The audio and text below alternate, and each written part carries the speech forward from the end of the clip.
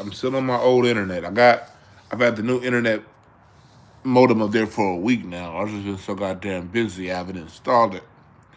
So hopefully we stay all locked in like we've been. We've been going good, eh?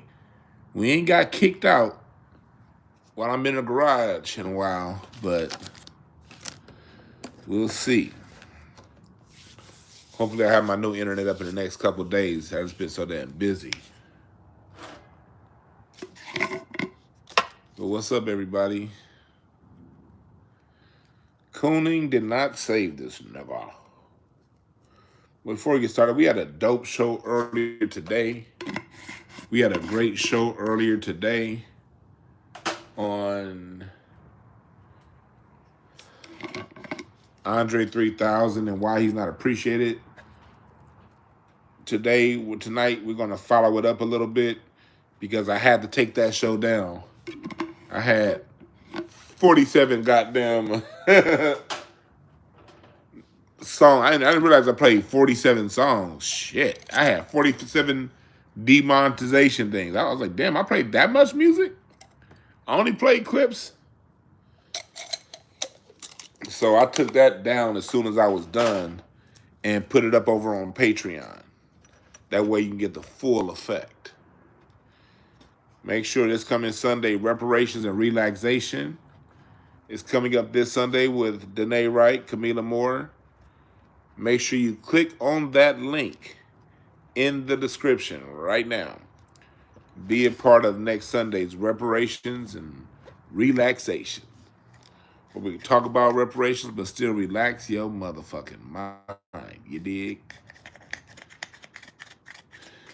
What's up, everybody? What's up, Senator Raymond Shivers? Hazy, Mr. Brooke, Big Lee, appreciate that. Yeah, I had to give it to y'all on YouTube. You know what I mean? What you just saw on YouTube, you just saw how we get down over on Patreon.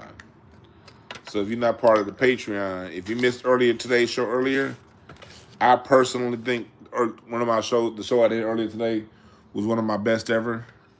I don't mean to sound like Donald Trump bragging or nothing like that, but I think the show I did earlier was my best ever. It's one of the best that you're ever going to see.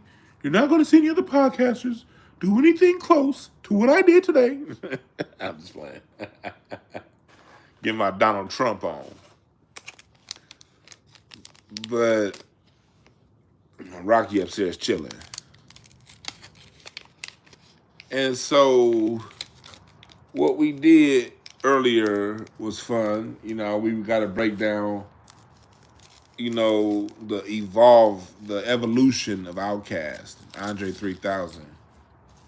We broke that down. But we played some music with it. So in order for you to watch that, you're gonna have to either be a member on this channel, or you're gonna have to be on my Patreon. You're gonna have to be on my Patreon. And let me do this off top: community moderation, participant mode, subscribers only. There we go. What's up, Alexandria?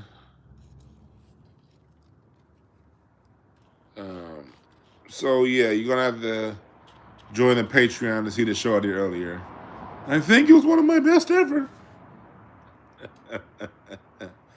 Nah, because the spirit hit me, man. I wasn't planning on playing music. That's why, if I was planning on doing music the whole time, I just would have done it straight on Patreon. But I really, when I put that show together, I was not planning on playing music. I just wanted to talk about, I had a lot of things I wanted to talk about. And about the whole hip-hop community and the music community. But as soon as I started, like the minute I went live, something in my spirit said, man, I'm going to end up playing music. I don't like playing music because it messes up my it demonetizes my stuff. And, you know, I want to keep my channel in the YouTube algorithm. So, you know, that wasn't my plan. But, man, when the spirit hits you, you got to roll with it. You dig? Everything ain't about the numbers. There's somebody out there that needed to hear the word of God, the gospel. I'm not God, but the word of God. What can you say? A conduit from the Spirit. Somebody need to hear what the Spirit had for them. So I said, damn the monetization. Let's go. But at the end of the day, I don't want my channel getting taken either. So I had to take the shit right back down because YouTube got rules. And remember this before we get into tonight's topics. Whenever you decide to go into somebody else's house, whenever you decide to be on somebody else's platform, be in somebody else's country, be in somebody else's house, you must abide by the rules of that house. Or don't go in that house. You don't hear me complain about YouTube because YouTube has rules and it has regulations, and I don't own a motherfucker. So I do what the rules and regulations tell me to do. At the same time, I don't want to hear what some of you dumb niggas be like, we needs our own internet. We needs our own YouTubes. We got plenty of, black people got plenty of social media apparatuses. Fact is, this is where people congregate. And content creators don't create platforms.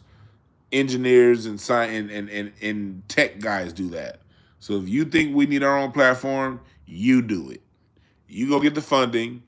You go get create the platform. You get all the money that needs to get put together. You do all the groundwork, and then as content creators may or may not follow. But I can't stand that one nigga in the comment every time you talk about YouTube. We need our own. Oh God, do it then. I'm the kind of person, if you ain't willing to do it, shut the fuck up. I got tired of people talking about what you need to talk about in music. Why ain't nobody talking about Black American music? Why ain't nobody? No, I just fucking did it myself.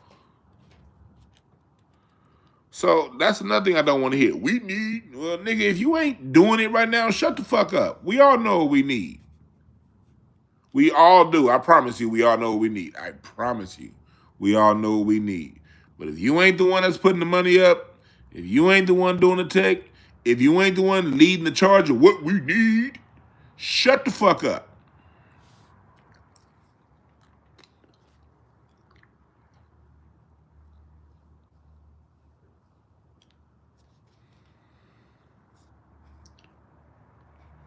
With that being said, let's get into it. What's up, chat room? What's up, chat room? FBA Entertainment, everybody. Let's all go. So let's start off with the Emanuel Acho topic, and then we'll go off into the hip hop topic. Because the hip hop topic is basically going to be a follow up to what we talked about earlier, but a little more in depth. Not different, a different point, not more in depth, a different take on what we talked about earlier. What we talked about earlier was gold, so you got to go on Patreon or become a member to find out what that was. So let's get into it. Emanuel Acho, Emanuel Acho,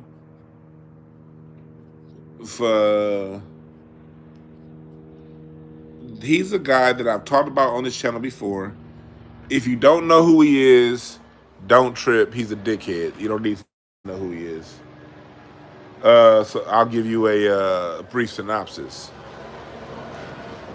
What's up, Miles Davis? I'm going to finish this little small bit from yesterday and then smoke the rest. Well,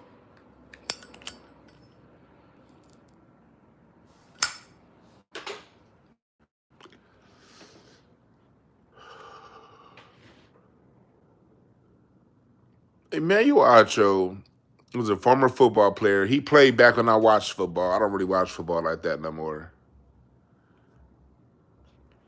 I could hear you say you just on a Patreon on 3,000. That's what's up. So I'm my Patreon subscribers. Miscellaneous D, don't message my website because that shit be getting caught up. Email me miscellaneous D, info@dwanb.com. Yeah, I still do readings, breakthroughcards.com.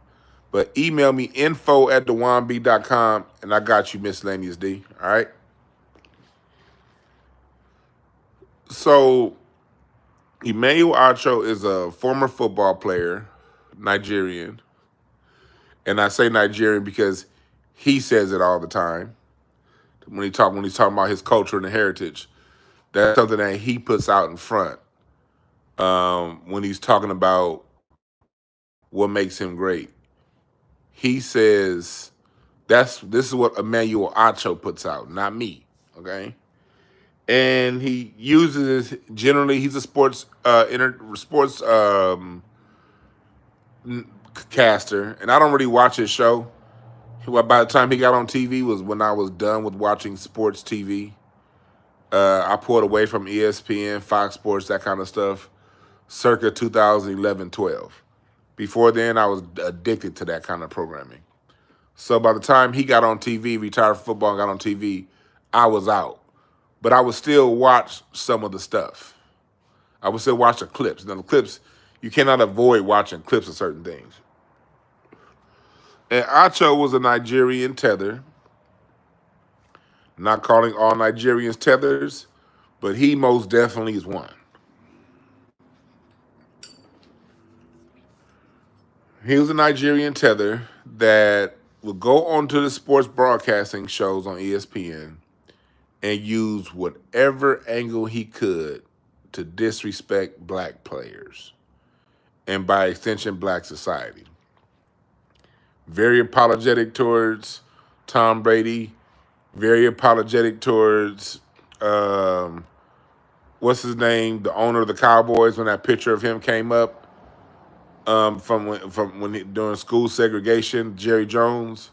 Very apologetic of Robert Kraft when he got caught in that rub and tug motel or whatever. Very apologetic towards white folks when they get caught up, but very dictatorial like on black people.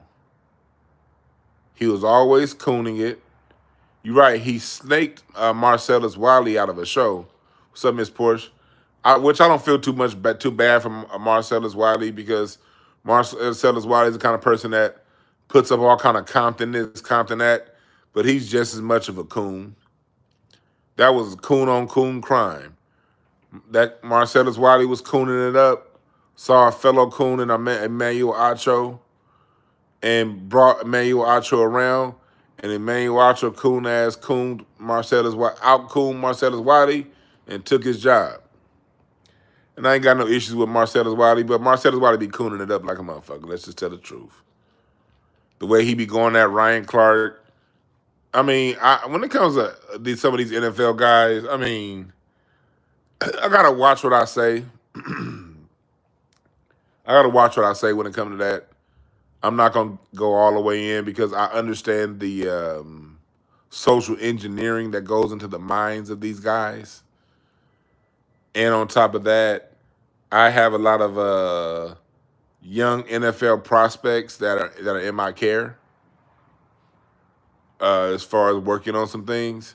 So I would hate to hear something I say out of context about NFL guys in general.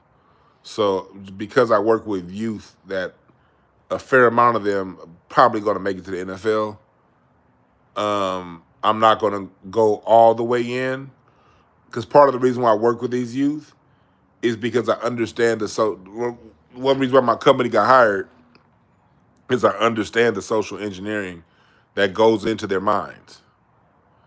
So I'm not going to go too hard on all NFL guys. But Derek M is right. Marcellus Wiley is just the FBA version of Acho.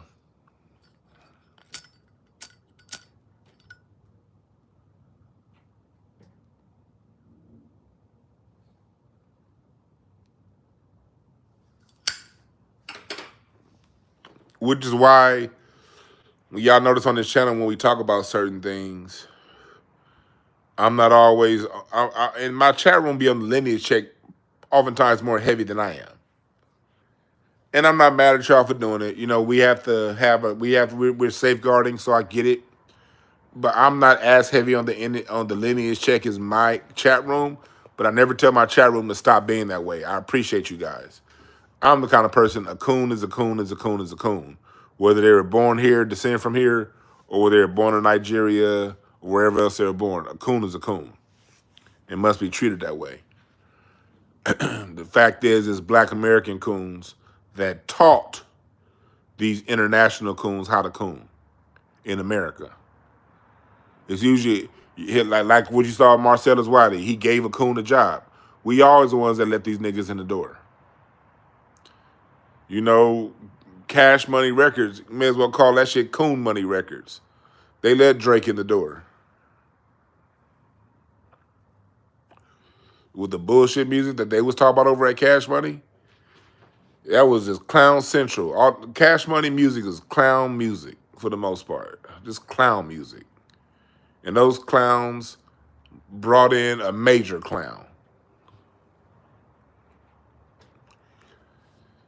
Them niggas at Howard University and Fisk, they been cooning forever. Now they allowed all those Nigerian and Ghanaian and African coons up in there. And now black people are mad we can't. The black coons got replaced by international coons. Same shit over and over and over again.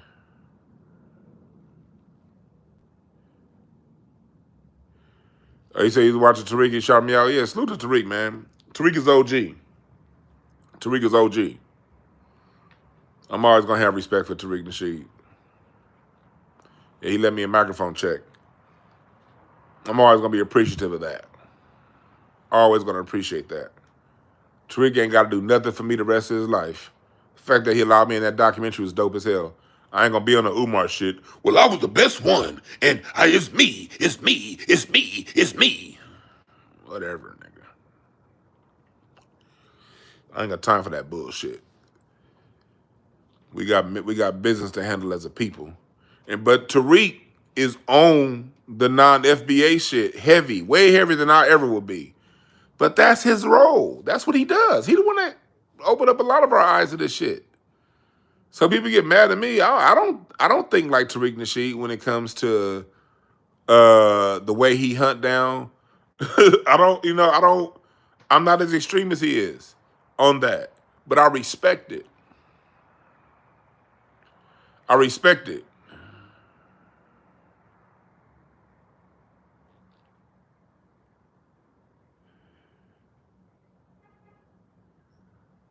You know, but at the same time, I am and I've always been lineage first. But I understand that my lineage got a lot of fucked up niggas. So I'm not going to act like my lineage is, if you act a certain way, you must not be from my lineage. No, my lineage got a lot of fucked up niggas. A lot, especially when it comes to race. Ooh, shit. You see all this shit these West Coast hip-hop niggas is doing right now with all the gossiping and shit them niggas is FBA. Get away from me. Get the fuck away from me.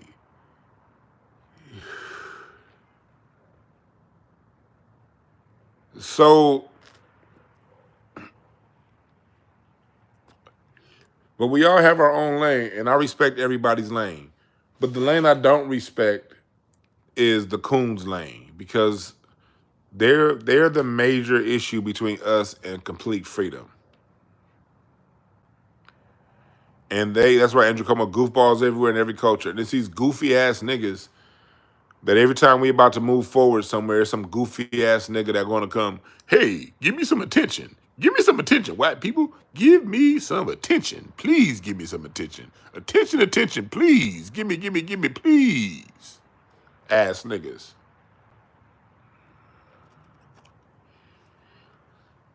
And Acho is one of them. You know, Marcellus Wiley was a guy that threw black folks under the bus, and Acho came around and did a more devious job of throwing people under the bus.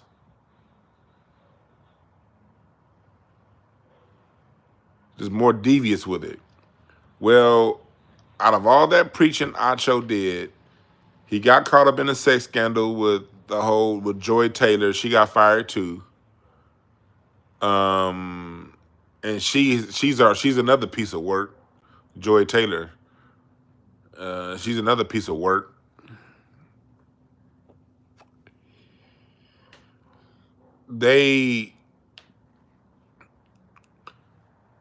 Acho spent the last however many years he was on TV finding any and every opportunity to throw black people under the bus. And the reason why we look at people like Acho and quote unquote tethers with more disdain than local coons is we actually ask y'all to come. And that's why there's such a strong lineage check. I think Felix Speaks said it earlier in the chat.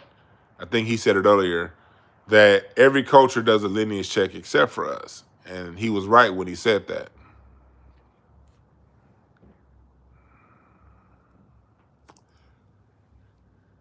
We're basically the only group that don't do lineage checks.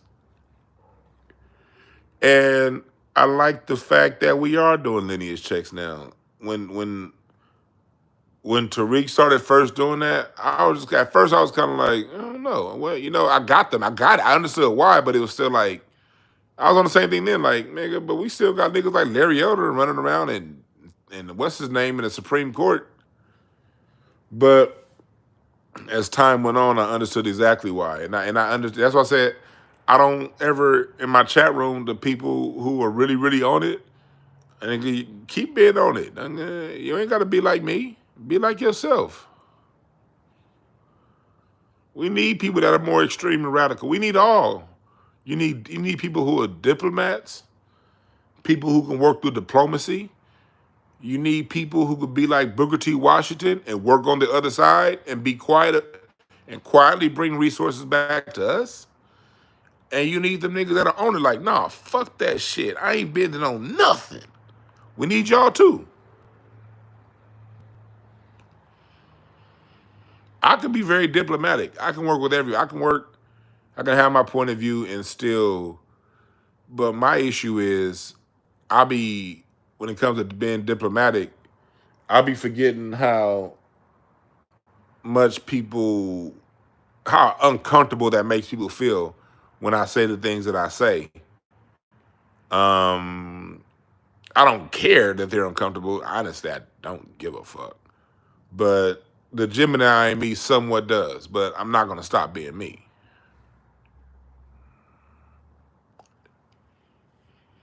What's up, Tierra?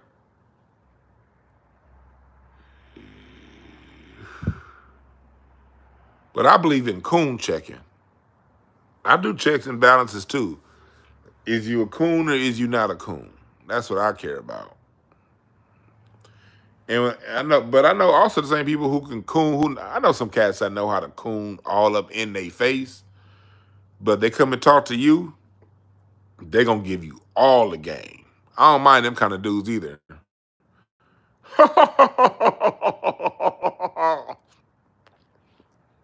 Janice, y'all, let's have lunch. Yeah, we're gonna have lunch. Let's do lunch, y'all. Them niggas do that shit and they come right back to you. Now, what you need to do is go ahead and put your money over here because this nigga right here is on some bullshit. I'm cool with y'all kind of, hey, Booker T. Washington was one of my heroes. Everybody can't be fight the power. But when you get to your Emanuel Acho types, the kind that are willing to go on national TV and just throw the group under the bus, that's not acceptable.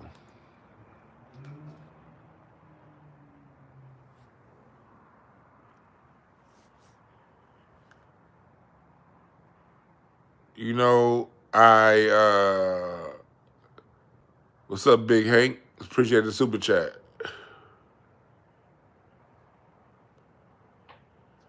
And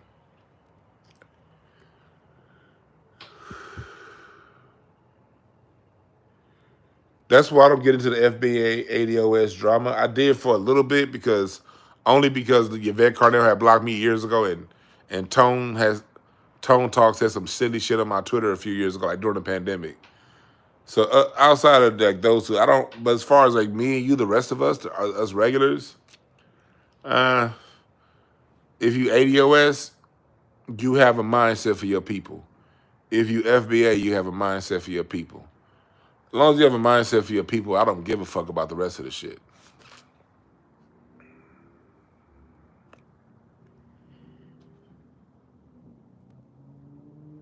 You dig what I'm saying? And so, yeah, you need TY, you need different factors to fight the system. But the Emanuel Acho type is not one of them. And let me tell you why the Emanuel Acho / Marcellus Wiley. And Marcellus Wiley, you get grouped into this too because you put them on. It's like in that movie, even though y'all hate each other now, it's still like that movie, Harlem Nights, with Phil Cantone. Oh, you brought Smalls in?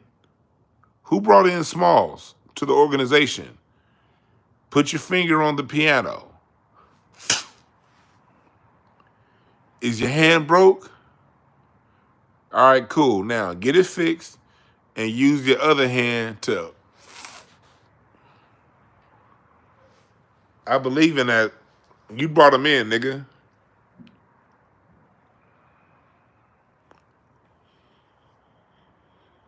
And you continue to coon. That whole public fight, every time, and I'm not a big Ryan Clark fan either. Like, Ryan Clark be, he be here and he be there. But Ryan Clark be saying some shit that, that's some real shit when it come to us. And then instead of Marcellus, why he just shutting up, and allowing Ryan Clark to get one off when he's talking about what's going on in the society. He want to come in and fight Ryan Clark just as hard as the white supremacists fight Ryan Clark. I'm like, dude, shut up.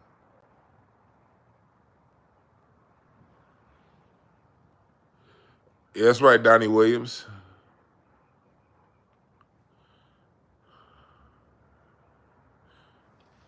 I called you a dummy because you said some dumb shit. No, Donnie Williams, I did not say dumb shit. Okay, Donnie Williams, let you decide this was dumb, what got me blocked. Yvette Carnell and Tone Talks were on Twitter talking about how they're the ones that got black people on the reparationist train. They're the ones who got black people on the ADOS train. They were talking about it's because of us, we done so much more. And somebody else mentioned Claude Anderson. And it was like, no, Claude Anderson. Then I came in behind what that person said about Claude Anderson, and I agreed. I said, respectfully, Yvette, we do follow what you guys do, and we are on the ADOS thing, but you got to understand that Dr. Claude Anderson is the one that seeded this thought in our minds, at least in my mind. Dr. Claude Anderson, when I read Black Labor, White Wealth back in the early 90s, talked about NBA, Native Black American, and how we need our own racial classification. And it was Dr. Claude Anderson that got our minds prepped for this. It was Dr. Claude Anderson that got our minds on reparations. It was Dr. Claude Anderson saying we need to get rid of civil rights and go straight for human rights and reparations. And I said that. And I said, so Yvette, you need to understand that you stand on the shoulders of giants. And when I say that you guys need to acknowledge that you stand on the shoulders of giants, she said, what the F is Dr. Claude Anderson done? Dr. Claude Anderson ain't did this. Dr. Claude Anderson ain't did that.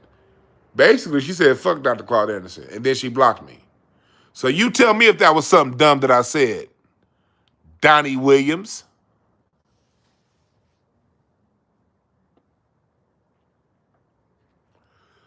I just wanted to give love to Dr. Claude Anderson. That's all I wanted to do. I wasn't discounting Yvette. I wasn't discounting Tone. I was supporting their movement, but letting them know, hey, look, you stand on the shoulder of a giant. And she said to me that Dr. Claude Anderson is not a giant. I'd take being blocked all day by some kid and play looking ass broad like that in defense of a Dr. Claude Anderson who I first saw at 12 years old at Zoe Christian Fellowship in Los Angeles, California. who at the age of 15, I went to go see him at Crenshaw Christian Center.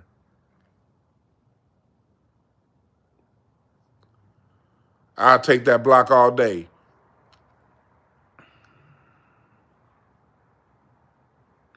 I stood up for Dr. Claude Anderson.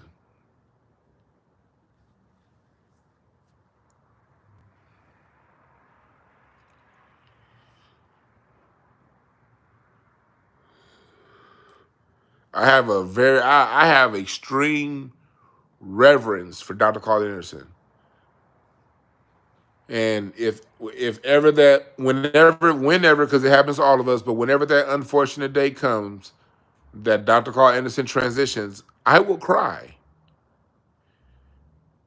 Yes, I will. That's how much reverence I have for Dr. Claude Anderson. When he goes, I will cry.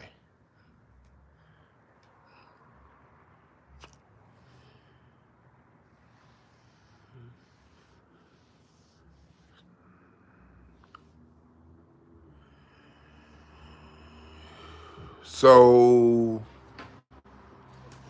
that's why. So whatever Dr. Yvette Carnell said recently, I don't know. This exchange between me and her was like 2018.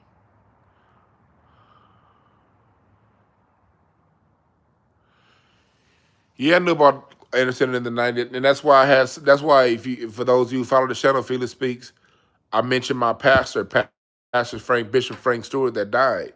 I was a pallbearer at his funeral last week. We weren't close. Matter of fact, while he was alive, I didn't really like him like that because Bishop Stewart had an ego like a motherfucker. He didn't really allow people close to him. But that man, as a preacher, as a pastor, he gave me an opportunity as a drummer, as a teenager, and he had Dr. Claude Anderson come to our church a lot in the mid-90s. And when Dr. Claude Anderson would be at Fred Price's church, he would tell us so we can go over to Fred Price's church to be there. So all the Black labor right wealth years, the Powernomics years, because what happened was Dr. Claude Anderson in the mid-90s had a fish thing, a whole fish market that he was doing here in LA and Detroit. Having Black people being able to source our own fish, because we eat a lot of fried fish. At least Dr. Claude Anderson had something set up where a lot of different Black-owned fish restaurants in LA bought from this one Black fish farm, and he had to set it up with the mayor of Inglewood, and it was the mayor of Inglewood, Roosevelt Dorn, that helped sabotage Dr. Claude Anderson's thing. But Dr. Claude Anderson used the churches as a network, and Fred Price Crenshaw Christian Center was the hub of that. And Fred Price had that big old huge church, and he along with my church, Zoe Christian Fellowship, and there's other churches that were Word of Faith in the '90s. They were on that. They was about doing something for Black people. That was going on here in LA.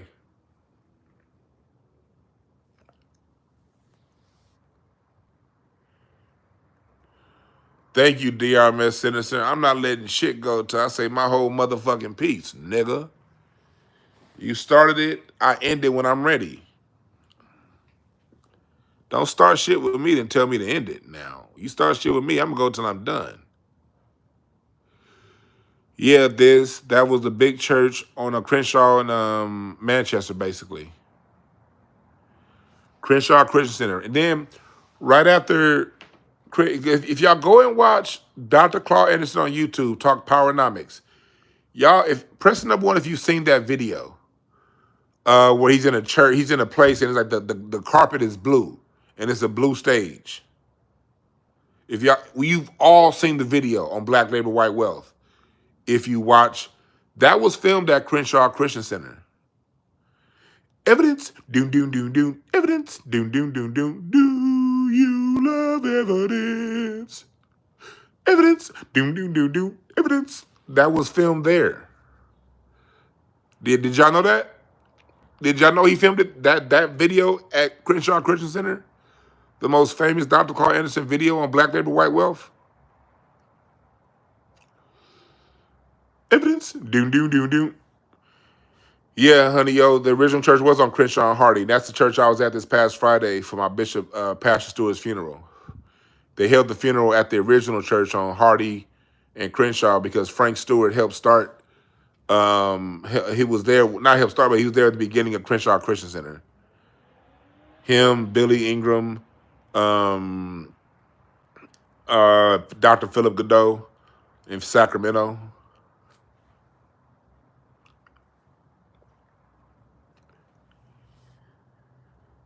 Brooks, only because I mentioned it before, right? I appreciate you paying attention.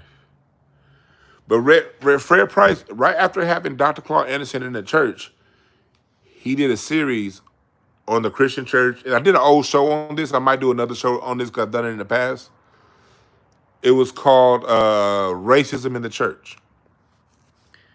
Now, in the 90s, Fred Price was head honcho in LA, and he was very international too. When Fred Price switched to racism in the church, and he called out Kenneth Copeland and his kids and all these different white pastors, Fred Price 1 got taken off Channel 40 TBN. His program got taken off. He had just introduced the black church to Dr. Claude Anderson, which they hated. Then he turned around and talked about racism in the church, got taken off Channel 40, and he lost half of his congregation.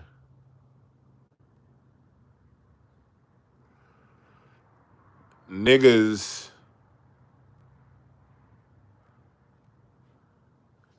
got mad at Fred Price, and they went over to Faithful Central. They went to West Angeles, and you saw Fred Price lose like damn near half his congregation, and they never came back because black folks was cooning. Black folks was mad at Fred Price for talking about racism in the church. So they went over to Faithful Central, and they went over to Noel Jones's church, and they went over to these other churches and built them up, them churches that were good choirs that wasn't talking about shit. The minute Fred Price brought up that real shit, the Negroes left his church and went to the churches with big mass good choirs that wasn't talking about shit. That actually happened. Because Faithful Central kind of came out of nowhere. Like most of the people that went to Faithful, remember Faithful Central was kind of around in the 90s? The Tabernacle, you heard about their choir? They went from being around to going to the fucking they bought the Forum from the Lakers. They went from in 1996, you heard of Faithful Central, but the head honchos in LA at the time was West Angeles and Crenshaw Christian Center. Those are the two biggest churches in LA, the Faith Dome in West Angeles.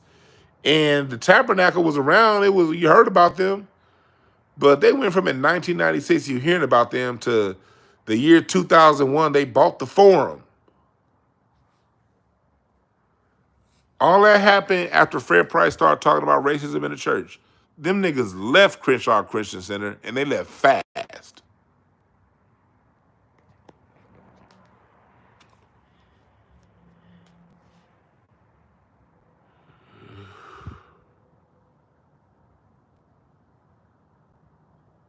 Oh, yeah, and Cecil Murray, you're right, honey, yo. And First and Me, Cecil Murray.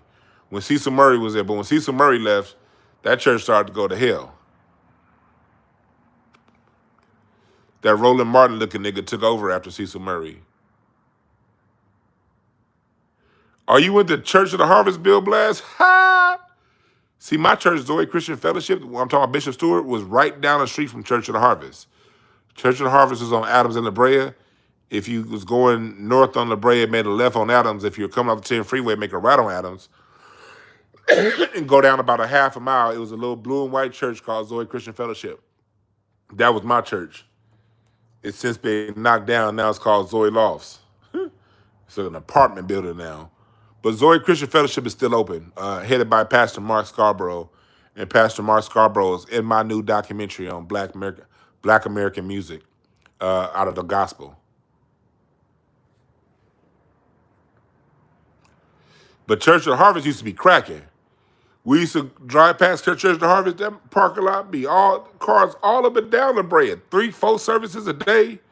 And we over at Zoe doing 2 services, putting in between the 2 services what Church of the Harvest is doing in 1 service. Macedonia Church in Watts. Now I don't fuck with Snowfall, and I never will watch it. Appreciate you, Samurai Show, but now I don't watch Snowfall. That's the neighborhood I grew up in. And I don't like white people making money off of a trauma that I experienced growing up, that I had to go to therapy to get over, with all the gunshots and shit that I saw growing up, and watching some fucking British actor play a person from my neighborhood and all these white folks behind making all this money off my neighborhood. Respectfully, Brother Samurai Show, no, I would not watch Snowfall. Principle. I still live in South Central. I never moved. Unlike half these niggas that be on the internet talking about LA, I never left. I never moved to Palmdale, never moved to Pomona, didn't move to Vegas, didn't move to Atlanta like most of these niggas. I'm still living in South Central LA today. And I gotta walk down Crenshaw and see white girls walking their dogs past where I saw friends of mine get killed. I'm good. I'm good. But back to what we're talking about. We're at our Apple Valley.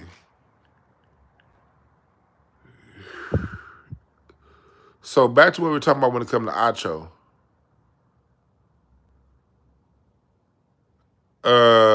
All that cooning did not save him. That too, Felix speaks. That's the other reason. They stole a script from the real Rick Ross. That's the other reason, Felix speaks. I'm with you on that. And so, and that bit disappointed me too, because I like John Singleton. Rest in peace. Up until a few months before John, I used to run across John Singleton all the time. I miss my Black LA, man. As some of y'all came, I miss Black LA. I miss it. I mean, this time 10 years ago, I'll be at Sashi Teriyaki House or Puerto Nuevo, the little Mexican restaurant, or I may be at Simply Wholesome on Slauson and Overhill, and I ran across John Singleton and Nipsey Hussle all the time at Simply Wholesome or at Sashi Teriyaki House on Slauson and Overhill. Nipsey was always selling goddamn CDs. 2009. You go up in there like, nah, I got your CD last time, homie. You walk inside, you order your food, and they see John Singleton coming up in there picking up his shit. I grew up in a very dope time in Black LA. And Snowfall, you know, basically is a remembrance of the time that we lost LA because of that poison that the government pushed on my people. That's what started us losing it. Good night, Brenda West.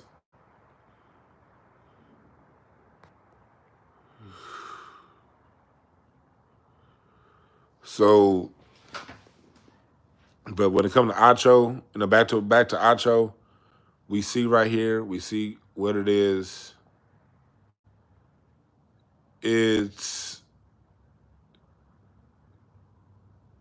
cooning can't save you. No matter how much you coon, it come down to the numbers.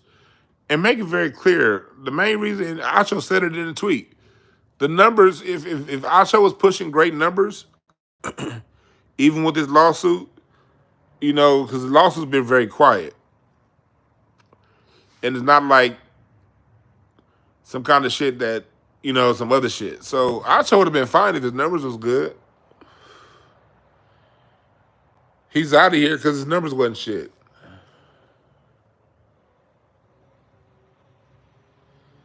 So that shows you that the people ain't really feeling the cooning like that no more.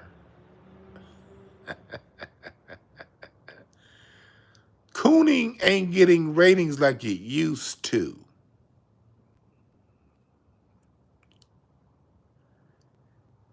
And Acho getting the boot is further proof. You got to have more in your bag than cooning. Like, Stephen A. Smith is a coon. But I got to give him credit. He is amazingly great at playing a loud, angry black woman, ain't he? Don't nobody play a loud, angry black woman better than Stephen A. Smith. And America loves a loud, angry black woman. The more loud, the more ridiculous, the more attitude. Yo, you can't be. Stephen A. Smith is an amazingly great, loud, angry black woman. So, in spite of him cooning, he has more he offers than just cooning.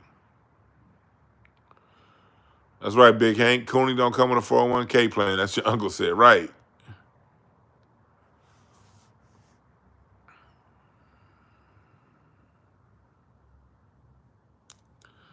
Stephen A. Smith is more than a coon. He's an amazingly talented, loud, angry black woman. He plays that role better than any black woman has ever played that role. He plays a loud, angry black woman better than Nicki Minaj. He plays it better than Sexy Red. He plays it better than Joy Reid, Joy Taylor. He plays a loud, angry black woman better than Sage Steele. And Sage still follows me on Twitter. That's crazy. The shit that I talk, the way Sage still be cooning. I'm like, when I saw that Sage still follows me on Twitter, I was like, that's crazy. The shit that I talk, yo coon ass. And I like Sage. That Sage still disappointed me when I saw her point of views. She was on TV back when I used to watch sports TV, and I liked her too. Yeah, I miss Stuart Scott.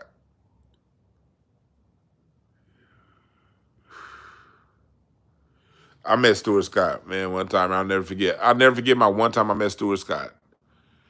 It was in 2009 at All-Star Weekend in Phoenix. Check my record, chat room. Was All-Star in Phoenix 2009? I think it was 7 Vegas. I was there for that. 8 New Orleans. I was there for that. 9 was Phoenix. And then 10 was Dallas, where it snowed.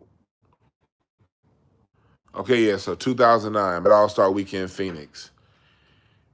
ESPN, the ESPN party started at like 6 p.m. or like 4 p.m., 6 p.m., and it went till 6 a.m. They were telling everybody, look, even if you go to the other parties, come back to the ESPN party for breakfast. And that's how it was for the Phoenix one. So we started at the ESPN party. We jumped around. I forgot all the parties we went to. We went to a lot of fucking parties that night. But the last party, we went back to ESPN party. And right when I walked in, I saw Stuart Scott. He was at the door coming out. And I said, Stuart Scott. He said, booyah. And then he came in, gave me that real nigga handshake hug, and he went his way, I went my way. But that was my one interaction with Stuart Scott. I was loaded. I was coming back in the party to eat some breakfast because I had been drinking all goddamn day and night. I'm like, nigga, let's go back to that ESPN party. They had some good food, too. Oh, my God, they had some good food. We went back to the ESPN party. He said, booyah.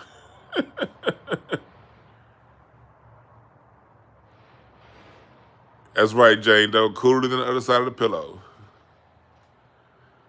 And then the next night was, because I think that was the night of the dunk contest.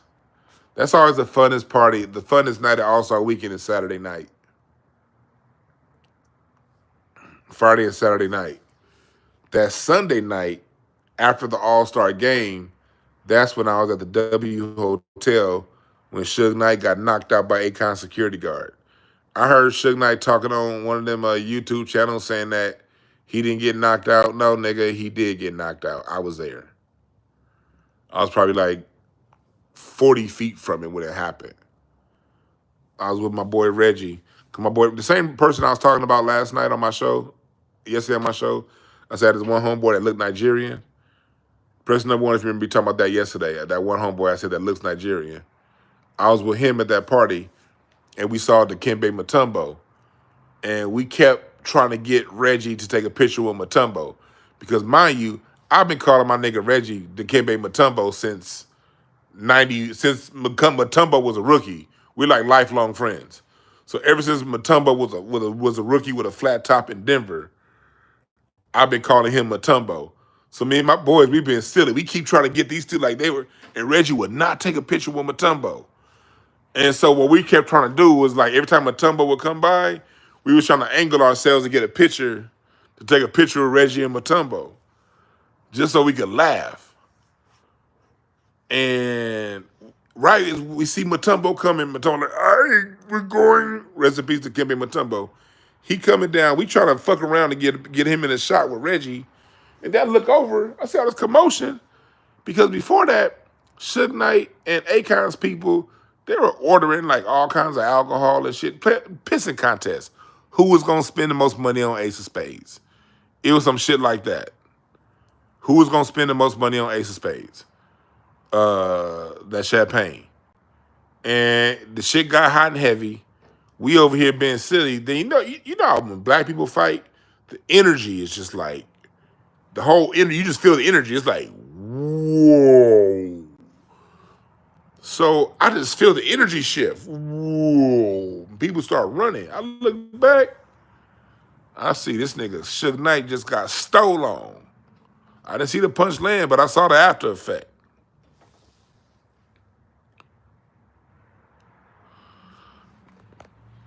And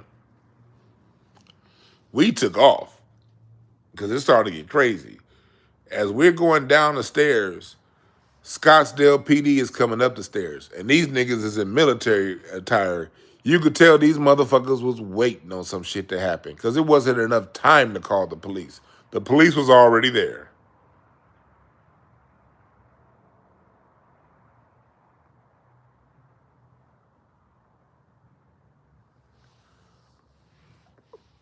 But I was there for that moment. See, it be all kind of moments that all start waking that be happening, especially back then. The year before that, I was there with Michael Jordan, cussed out Kamilah. I got a lot more stories, but I forgot most of these stories. That was another life. That was another life. Some of these stories I remember, but that was another life. That was another life of mine.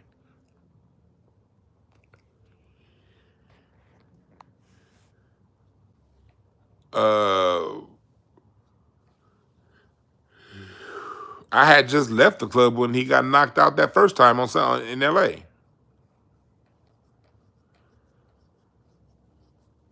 I wasn't there for that, but I was there earlier that night. Back in them days, I used to go to the club, 3 or 4 clubs a night back then. I would never stay at the club more than an hour.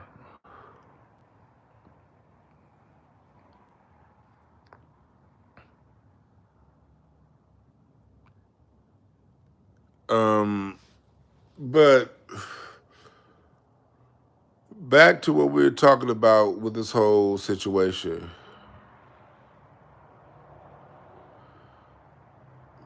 Back to what we're talking about with this whole situation. So let's transition into the second topic of the night. And this is kind of a follow-up on what we talked about earlier today on my live. If you missed the live earlier today, you missed a great live. It's only on Patreon now because I played a lot of music. I don't like to lie. I don't like to tell you guys certain things musically without giving you the musical backing.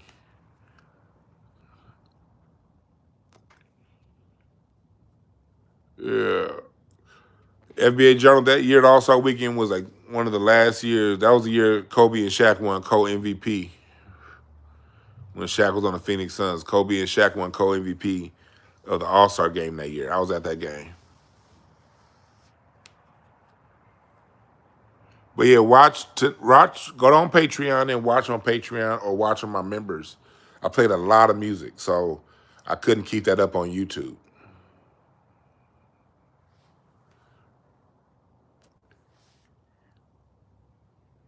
Who's that behind me? That's Miles Davis.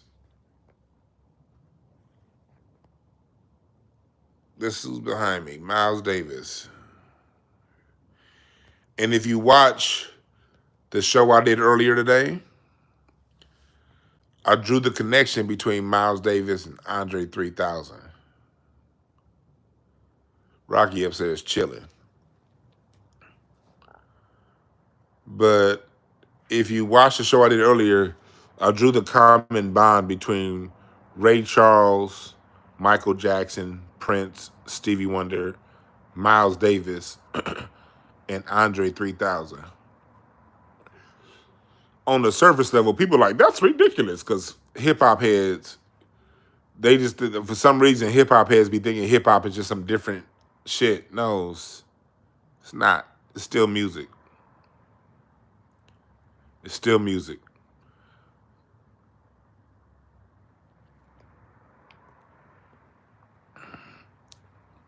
Somebody said Godfrey should play Miles Davis in a music movie. Hell no, Willie Beeman. Godfrey's Nigerian. No disrespect to Nigerians, but I don't want nobody that's not Black American playing Miles Davis. Hell no. Yeah, I was at NBA All-Star Weekend in 2007 in Vegas. That shit was fucking crazy. That album was, that All-Star Weekend was nuts. I was at that All-Star game with Dwight Howard and Nate Robinson and all that shit. But hip-hop is a subgenre of a subgenre.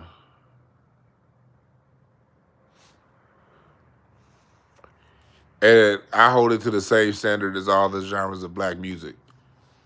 Because hip-hop once held itself to that standard before 1996. Hip-hop lost its standards around 96, 97.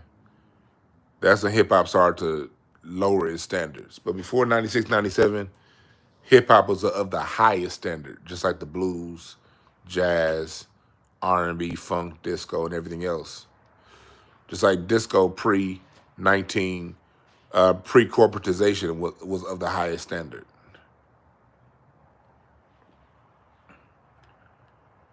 And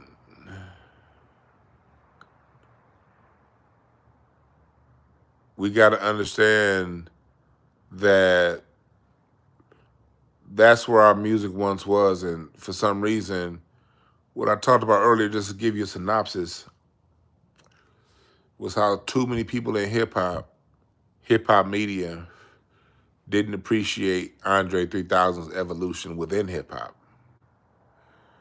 The same people that did not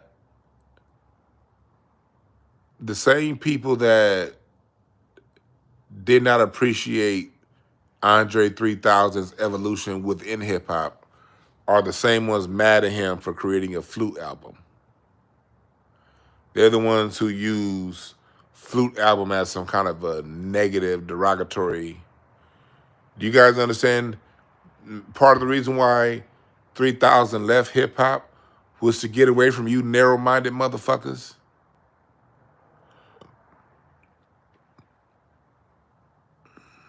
That was part of the reason why he's not doing hip-hop. You motherfuckers are, it's like if a person deviates from the narrow box you put them in, it's a problem. People got mad at Snoop for not being gangster. I was like, damn, I remember when Rhythm and Gangster dropped and he went into that love music kind of style and stuff like that. People like, man, I don't know about this new Snoop, man. Man, Snoop ain't came with us as doggy style, man. Man, Snoop ain't talking that real shit, man. He always talking about loving on his girlfriend. I remember that. When Snoop did that song on Ego Trippin', when he remade that Johnny Cash song, man, I don't know about Snoop, man. He made that song doing that Johnny Cash did.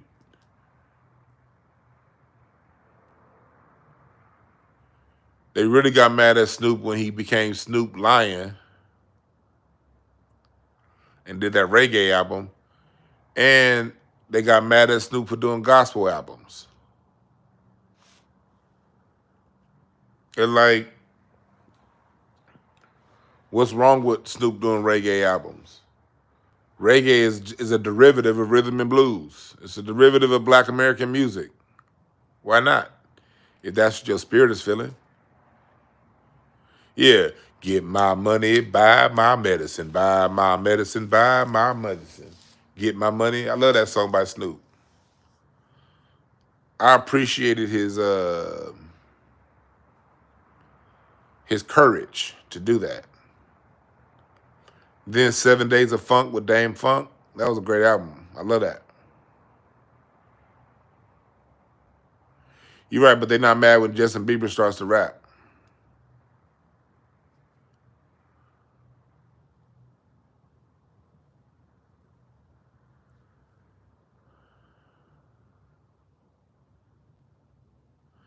You're right, FBA Journal. He doubled back with his new album as classic Snoop. Snoop has always been somebody that dibbled and dabbled all over the place. But look at the criticism Snoop gets. Snoop does the Olympics. Oh, he ain't real. I thought he was smoking weed. What are he doing with the Olympics? What's Snoop doing DJing a Donald Trump party? He's an artist. Artists have always performed for presidents, nigga.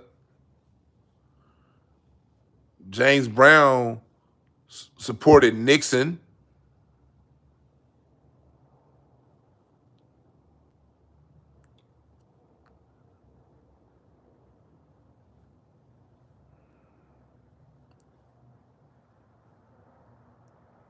The fuck are you talking about?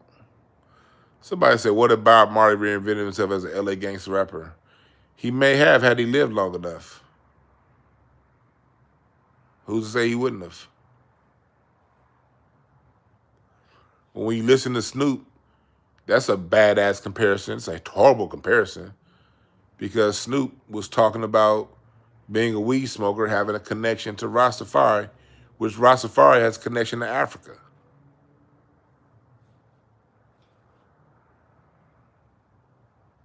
And he was getting into the music of it. There's a certain musical vein of that. Had Bob Marley tried to do a West Coast hip hop album, I'm sure if Bob Marley lived, I'm 99.9% sure he would have been singing on some Death Row shit. I'm like 99% sure.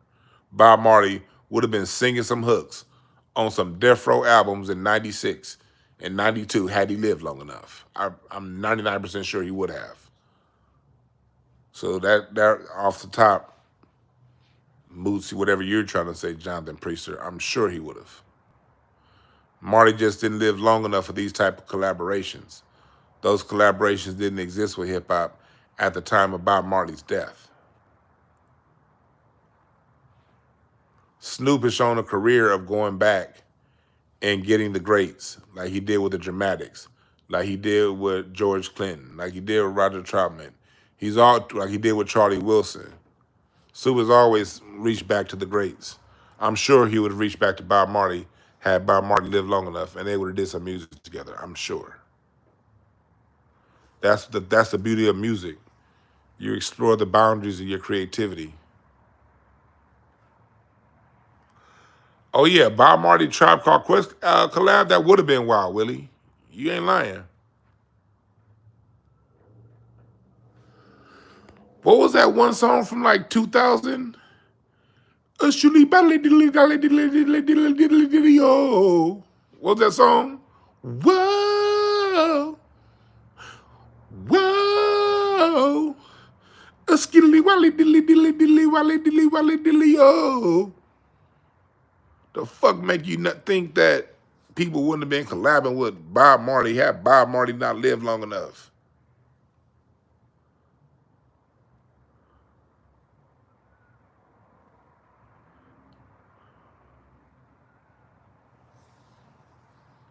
Yeah, Barrington Levy.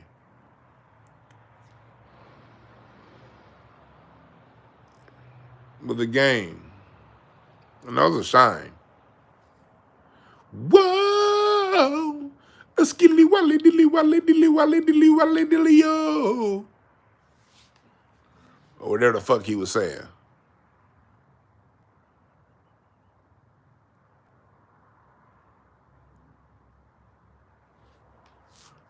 Yeah, Evil Traveling was a really good album. I'm pretty sure Tupac would have done a song about Marley. Hell yeah. See, this is you got to understand for the person that tried and failed to make a point. A lot of LA soul goes into Bob Marley's sound. I'm glad you chose Bob Marley as an example when you thought you ate. Let me show you how much you didn't eat. Bob Marley spent time here in LA. And you know one of the groups he got in real close with? He got in real good with War. Why can't we be friends? Why can't we be friends? And War was some people that he vibed with. And he loved their music. So War created a poem called Slipping into Darkness. And when you listen to the song musically, dun dun dun dun dun dun dun dun, slipping in the darkness. Well, there's a part in that song that they get to dun dun dun dun dun dun dun dun dun dun dun dun dun dun. That inspired Bob Marley so much, he created his own version of that.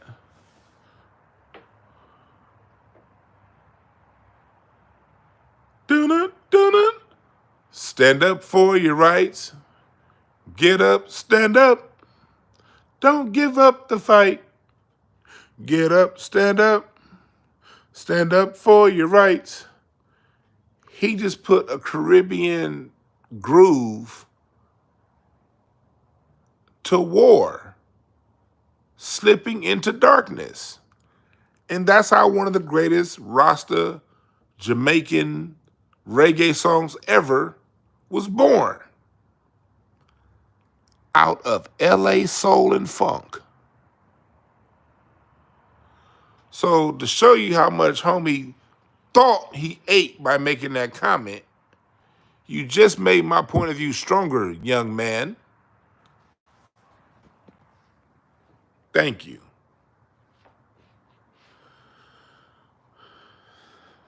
So back to what we're talking about.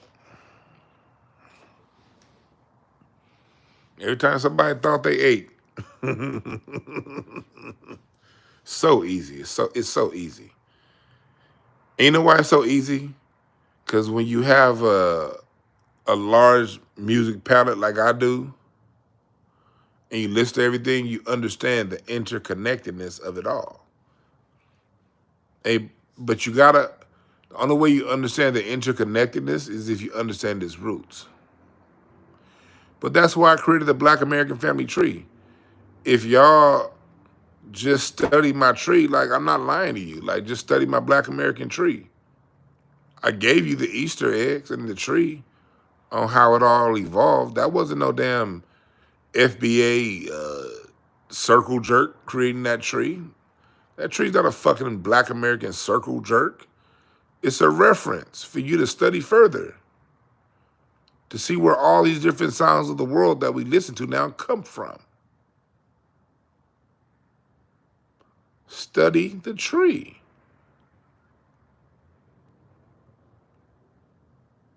Study the tree. People think my Black American tree and my FBA talking some ego shit. There ain't no ego shit. Ain't none of that.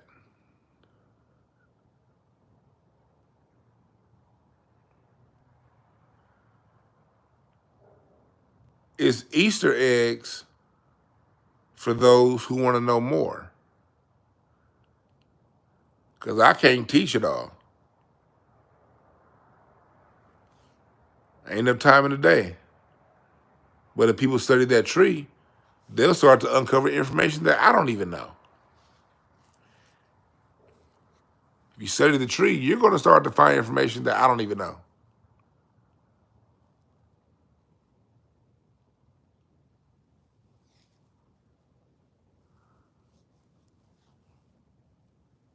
FBA Entertainment said, "You white, huh, Priester?" He probably is white. I don't know. You're right, Niecy. No circle jerking around here. Only facts. Only facts. And I sold during Black American Music History Month.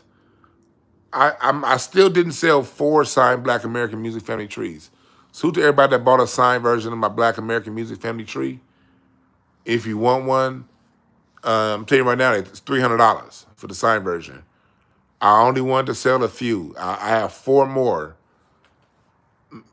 Do I have 5? I think I only have 4 more that I'm selling. I'm only selling a limited edition, the signed version of the canvas. Email me, info at Dwann B if you want one.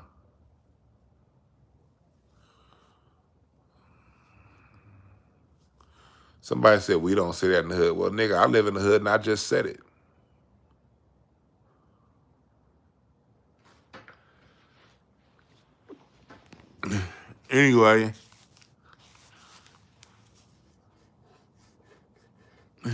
Anyway, back to what we talking about with 3,000. But this goes into what we talking about with the whole people not respecting Andre 3000. Hip hop fan base, hip hop media is too regressive sometimes, man. It's very regressive. Does not allow space for people to grow. And the disrespect hip hop gives Andre 3000 is, I think, is unforgivable. Because we as Black Americans, we have so many guys. We have these 3000 is a godsend. Drake said something about UK rappers being the best lyricists. Like, you cannot find one artist in any genre in the last 100 years that touches Andre 3000. The Beatles and the Rolling Stones were just Chess Records knockoffs. They weren't that great. Them motherfuckers didn't even play half their music in the studio. Niggas was in the studio doing that. So when the whole UK skiffle movement was a derivative of black music, that sucked. All the UK rock scene, all them people are just Black American knockoffs. None of those people are innovators. None of those people push the sound forward. None of them. Not one of them UK motherfuckers. They were coming in the 60s doing 1950s Black American music, okay? So, and when it comes to hip hop, all them niggas, none of them people touch. Andre 3000 is greater than anybody England has produced. The UK has produced over the last 150 years, at least in recorded music history. Andre 3000 is a more innovative, groundbreaking artist than anybody outside of that. When it comes down to it, you can't find anybody in any race here in America that's done more to evolve music than Andre 3000.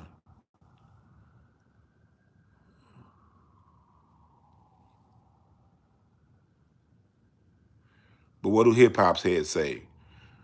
No, 3000 never had his own album. He needs his own album. Why is he doing it? Why does he need Big Boy? He needs to do his own album. He's giving you a different flavor, fool. Everybody can't be the same.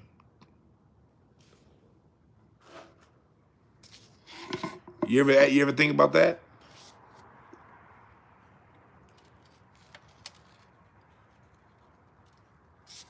His music, when he rapped, he always gave us something to think about.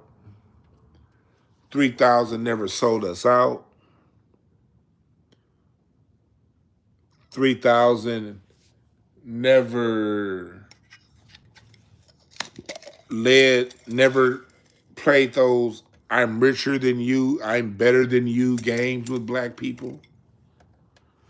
Listen to me because I'm a baller. I make a lot of money. Look at my rims. Look at my hoes. Look at my clothes.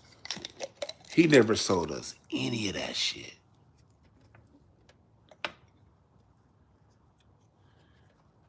Always pushing the sound forward.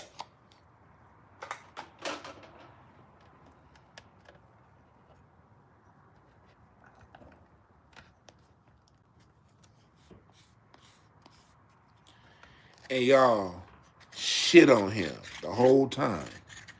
Man, he ain't been real since ATLians, man. Man, by the time they got to Stankonia, man, I was out. Ooh, God. Ooh, man. Ooh, that Love Below album, what was he doing? Hey, y'all, what's that? That wasn't...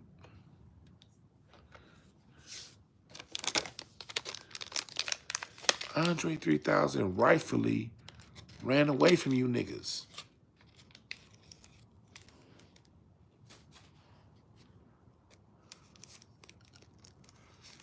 The Jack the Rapper convention, yeah.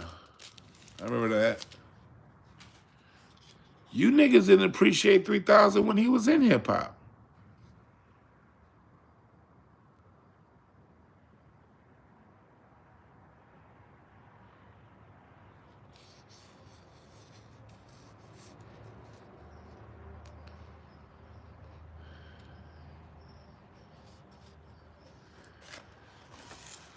So now the genre and the people within that genre that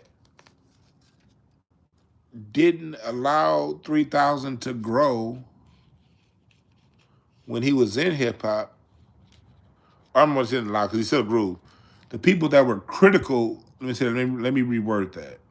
The same people that were critical of 3000's growth in hip hop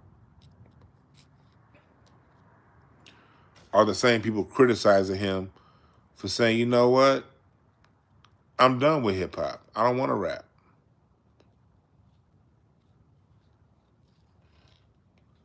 Go figure. If you listen to what he's saying, he's truly a sensitive artist. If you listen closely to what 3000 saying, he's saying, look, I don't want to be whack. What does he mean by I don't want to be whack? Well, mentally, he's on to some other shit. Have you ever thought that maybe if 3000 released an honest rap album, he'd rap about things that most of you quote unquote hip hop purists don't understand, aren't into, and will call him anything short of everything short of a child of God? If you heard what he was into,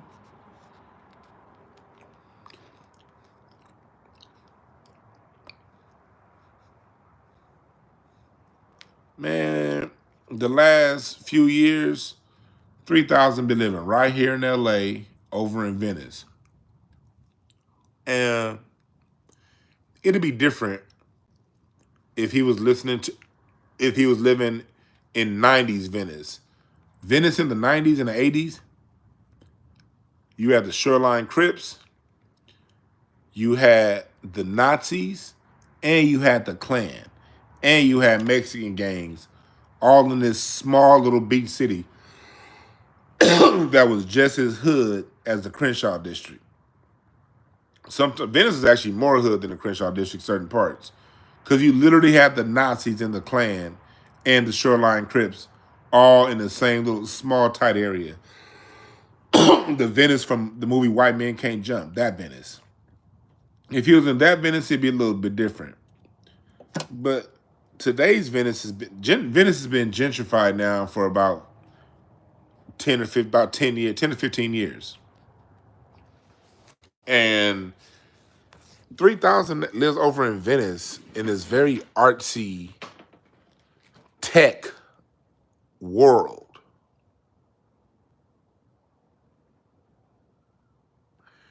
You said 3000 got you in the cold train? Yeah, that's what's up.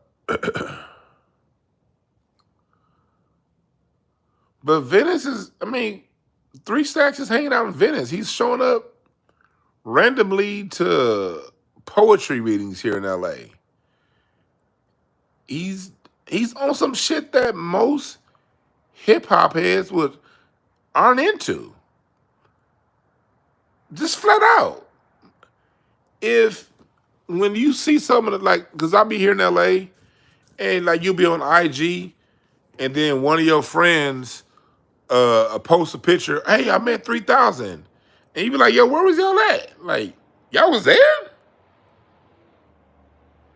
and I could be a little bit eclectic. Some of the stuff that I've seen 3000 showing up at around here in LA was like other shit. So if 3000 raps about his life, just from the shit that he be doing around here, I could tell you 90% of hip hop will not be into. And then what's gonna happen? Y'all gonna be calling him corny. Y'all gonna be saying, man, 3000 ain't real no more. Did you hear him rapping about showing up at an art gallery? And he wasn't talking like Jay-Z. He wasn't talking about how he spent $1 million on a painting like Jay-Z. 3000 was rapping about staring at a picture in an art gallery for 2 hours to accentuate the beauty of the. That's what. I know one of my Joseph Lindbergh that released a great album last month. 3000 was up at his studio. You know, they working on some other horn players, and 3000 is going around LA meeting up with people who play the horn and learning how to play his flute better right now. That's what he's into right now. And who are you to tell somebody what they should or shouldn't be into? That's right, Boris Shock. The artistic mind is foreign to the average Joe. You right.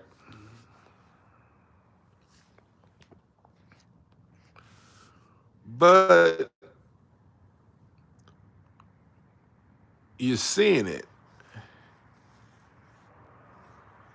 You're seeing it like that brother's life is on to something totally different.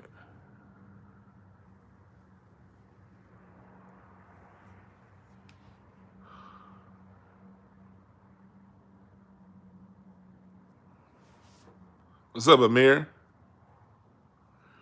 So if 3000 raps about showing up at a woodwind horn lessons on the beach at sunrise, you niggas gonna be like, he ain't keeping it real.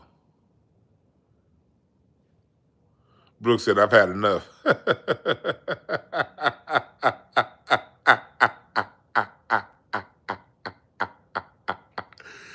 Why did I have a feeling Brooke was gonna do that? When I saw her write, I've had enough, I had a feeling she was gonna time out Priester John. Yeah, that was a horrible joke. I saw that. You did the right thing, Brooke. Hey, look, Priester John, if you're still listening, bad jokes aren't tolerated. If you gonna say some jokes, you better make my minds laugh. If my minds don't laugh, that's where we draw the line. You can say what you want to say, just don't say bad jokes.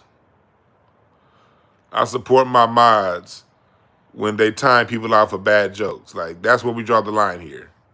If you say something, it better be funny. They can take the trolling.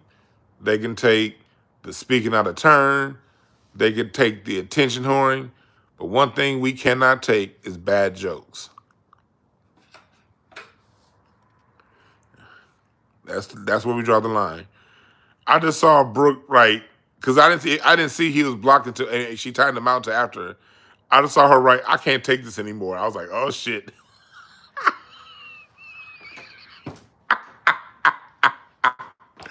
I don't even be looking at the chat like that, but I happened to catch that. I wasn't really looking at the chat. I kind of saw old boy's bad joke, but I was like, whatever. And I went back into talking, and I looked back at the chat.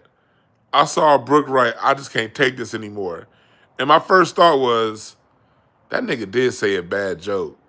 And then I looked again, and he was timed out for 86,000 seconds.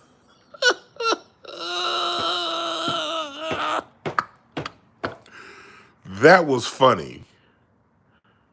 You're right. She Simon Cowed that nigga.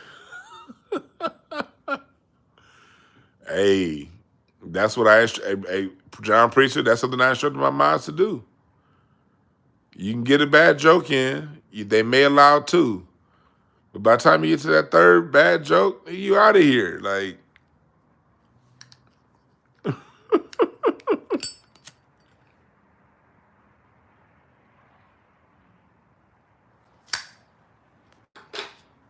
What's done is done. And what made that joke bad, I saw somebody else earlier had kind of made a similar reference. He tried to sort of piggyback on somebody else's reference. I don't remember exactly, but one of y'all else said something. It wasn't even about me. He tried to take whatever you said and turn it into a joke, and it was horrible. And I was like, that joke is so bad, I'm not even gonna. I saw it, but my mind was like, that joke was so fucking corny. I'm not even gonna give it any energy. Let me keep talking. I'm like, I ain't gonna get it. That shit was terrible. I'm like, but if I get that terrible joke energy, then whatever. Then Brooke was like, I can't take this shit no more. And she hopped her ass out there like the Apollo frog and whoop, get out of here. Yeah, sad man. That was crazy work. Oh, that was funny. That was fun. I might go back and replay that part. I might watch that replay when I'm done. But let's go.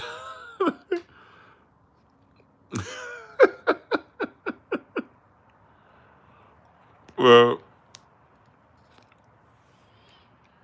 let's get back to what we was talking about.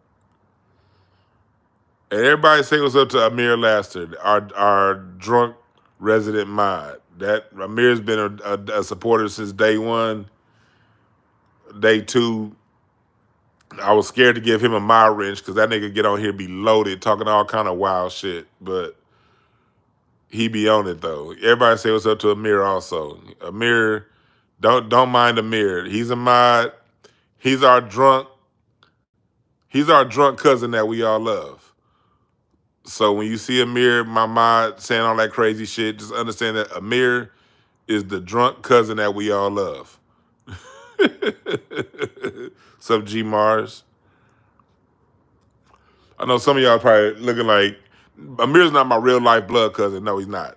I'm just talking in general. Like he's a long time supporter of the show, and he just be saying all kind of crazy drunk shit, and he's always been that way. But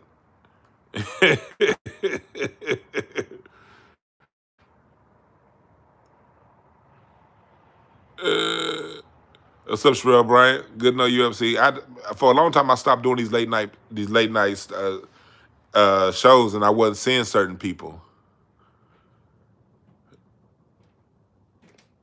You know, I just started back coming on live and in the daytime so I can catch different people live.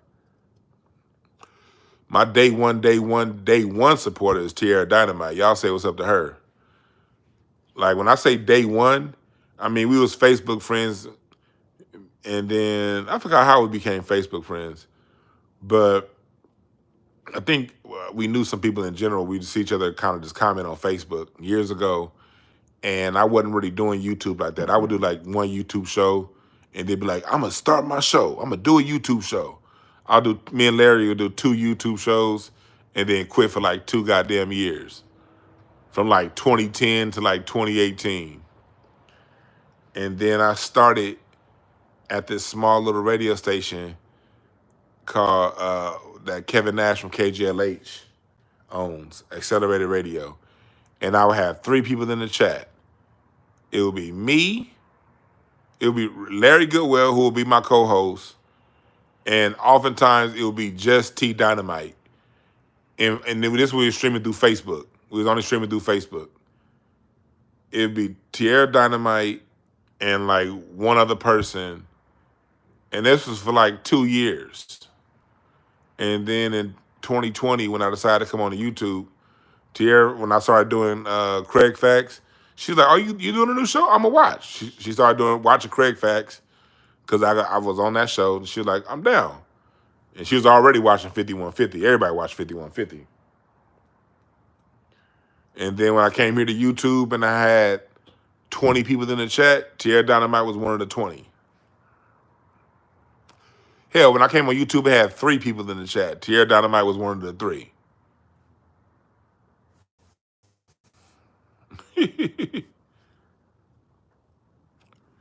Anytime I had some new merch, she got it. And my live shows here in LA, she's been to.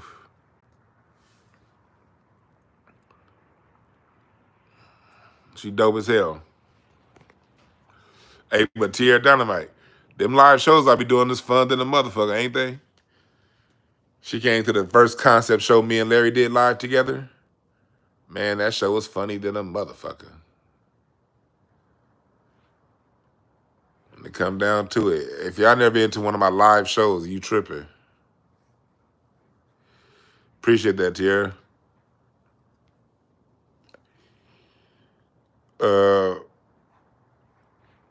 I said Tiara. I have a neighbor named Tierra. I keep calling her Tierra. It's Tiara. My bad. I have a neighbor named Tierra. And so I keep, yeah. But, oh, have y'all seen, let's get back to it. Before I get back to it, y'all seen my new picture of Frankie Beverly? Y'all seen this?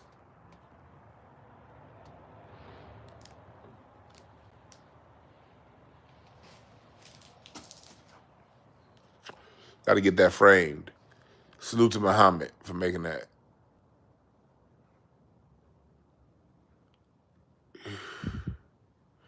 Oh yeah, Brian Barnum. I'll do more shows with Tashina. Tashina's about to get back to filming the neighbor. If we were gonna do a live show together, it would have had to have happened this summer.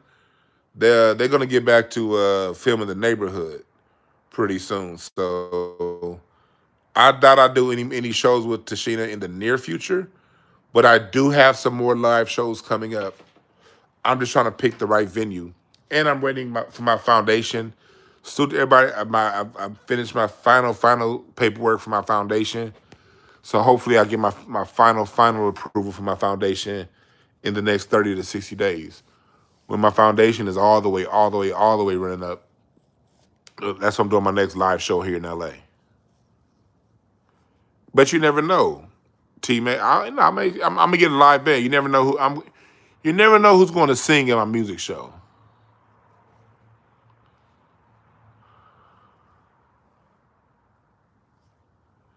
You know, I do have a live music show coming. Yes, I do. I'm just waiting on this final stuff from my foundation to get put together. You got to see my stand-up comedy shows, and you got to see my live music shows. Everything that I talk about here, I do in person. I'm the real deal, not to brag. But a lot of these niggas on the internet is fake. They are. If you see them in person, they're going to be... if you see them on stage in person, it is not going to come off the way you think it will. When I get on stage, shit, it goes to another level.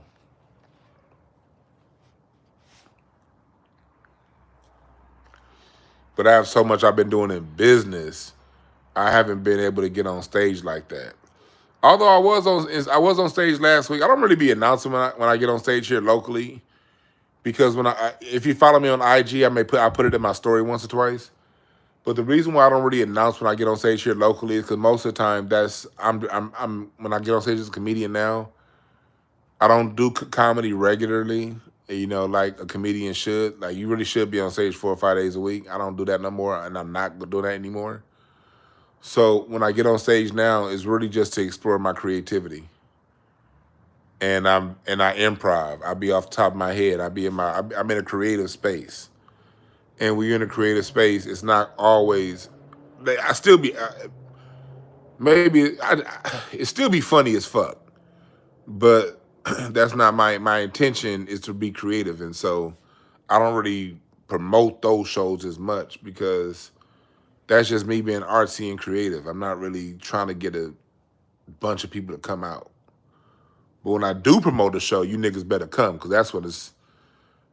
I get on stage now to stay loose, so when it's time for me to promote my own shows again, I'm ready to go. I'm not rusty. So if y'all see me promote a show, you motherfuckers better come.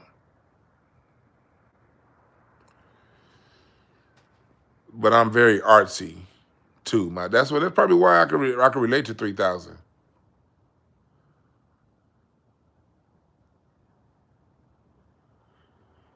Yeah, Mufasa, I am naturally funny, but you also got to remember this. I also put in thousands of hours too. It's being funny on stage is way different than being funny behind the camera. It's way different. Like right now, I'm at home. I'm smoking some blunts. I got you guys, are an audience that's already familiar with me and follow me, so I can just go. That's far easier than standing on stage in front of 300 people you don't know. That's a different game. You got to work to be funny at that game. That's a way different game.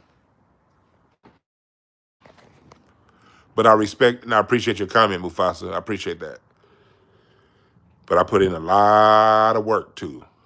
A lot of work. Getting off work at 4 o'clock, watch some basketball, be back out by 7 o'clock. I'm on my first stage at 8. I'm on my second stage at 9:30. I'm on my last stage at 11 at night, and I'm back home to go to work the next day. That's the grind I put in from 2010 to 2016.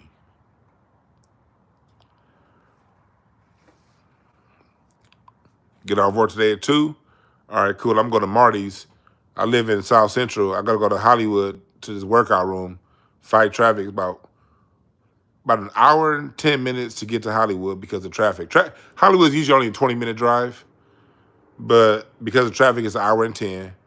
Go to this workout room, work on these new jokes, because I got a show at 8 o'clock.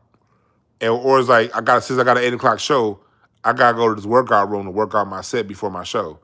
Go to the workout room, leave at 5 o'clock, get there at 6, work on my set like 2 or 3 times. It's a place that was in Hollywood called Marty's. It was on Sunset and Martell. You work on those jokes with other comics. That's where and then in Marty's, Teddy Ray might be there, London Brown, Sidney Castillo, Tony Baker. You know, before he got famous, Pete Davidson. You never know who was going to show up in Marty's or Sal's. You work it out. Then you got a real book show at 8 o'clock. You get to your book show at 8 o'clock. Go up at 8:30. You might be booked for 2 shows. I'm at the J Spot at 8 o'clock. I'm at the such and such bar and grill at 10 o'clock. Do that first show at the J Spot, 8 o'clock. Leave, go to such and such bar and grill, do another show. And you might be going up last, so you're not getting off stage until about 12:30. Then I got an 8:30 meeting at work tomorrow. That was my life from 2010 to 2016.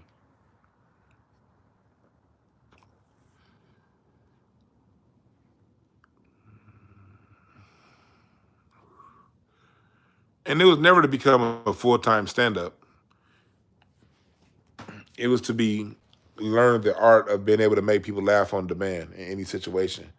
Because I also do public speaking in corporations, and you get paid a lot more to do corporate speaking when you can make people laugh.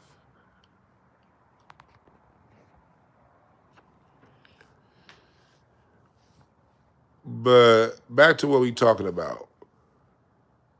3,000. Hit the like button, y'all. Hit the like button. 3,000 is on some other shit. And that's it. And I can also see it now because of comedy.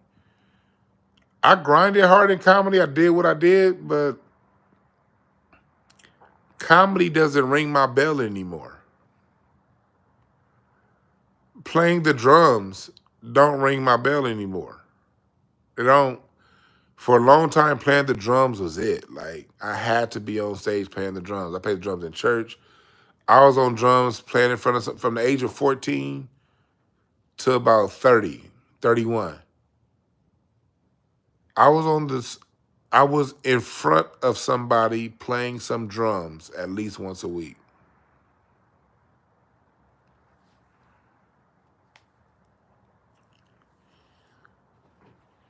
That was my life for a long time.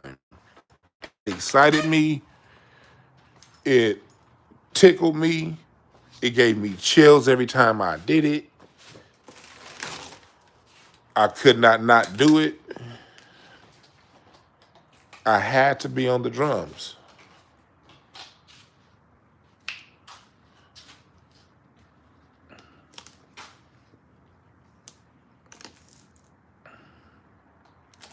You realize like building muscle memory.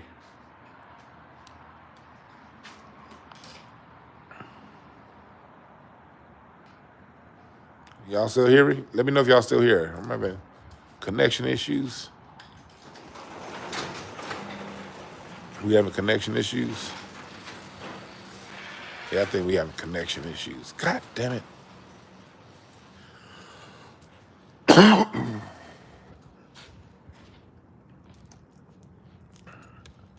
I'm still good? All right, cool. We still good. I saw a little pinwheel come. All right, we good. All right. We still good. All right. But that's probably why I feel the way I feel about, oh, it's 11:50. That skunk might be coming by pretty soon. Let me go back, go up a few steps. That skunk might be coming by again. I had to go up a few more steps just in case that skunk came by again. Nigga ain't about to scare me again. Not in front of y'all.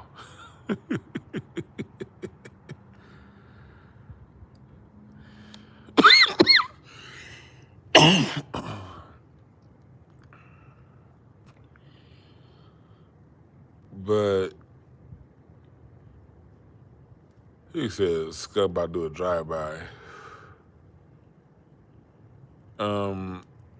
Y'all stupid. Y'all some fucking idiots in this chat. Y'all some fucking idiots. Yeah, I saw the new Blue Sun film. It was dope. But I don't know. I get it because there was a time in my life where I had to play the drums. And then when I got into comedy, there was about a 6-year period of my life to where if I went more than 2 nights without being on stage, I was grumpy and angry. Like, I had to get on stage. Like, even I remember my wife, sometimes she'd be like, I'll be a little angry around the house. She'd be like, man, you need to get on stage. Like, I couldn't function without getting on stage expressing myself. I started pulling back around 2016. Then the pandemic just, But part of the reason why I pulled back in 2017, 2018, comedy stopped being, I kind of started moving on from comedy back then. I just kept doing it because I was good at it. And it was easy. It's easy. Doing comedy is easy money. It's very easy money. You mean all I gotta do is make this nigga laugh for like 20, 30 minutes and I get paid? Let's go. And it satisfied my creative desires. Now my creativity lies more in coming on YouTube. I like YouTube more than I like playing the drums. I like YouTube more than I like stand-up comedy. Stand-up comedy don't do it for me. I moved on from stand-up comedy. But it's fun at the same time. But doing it as a profession, I wouldn't do stand-up comedy as a profession. I was this past weekend, I was out in Ontario. I went to go see my boy Antoine Young perform. He opened up for Ida Rodriguez. And I hadn't seen Ida since that whole situation when I did talk about her on the show in a positive light, and then the whole situation got whatever. I ain't gonna talk about all that. But me and Ida, we talk, we good. But I see how Ida works. She put on an amazing show this past Sunday night with a fucking migraine. I don't want the stand-up comedy life.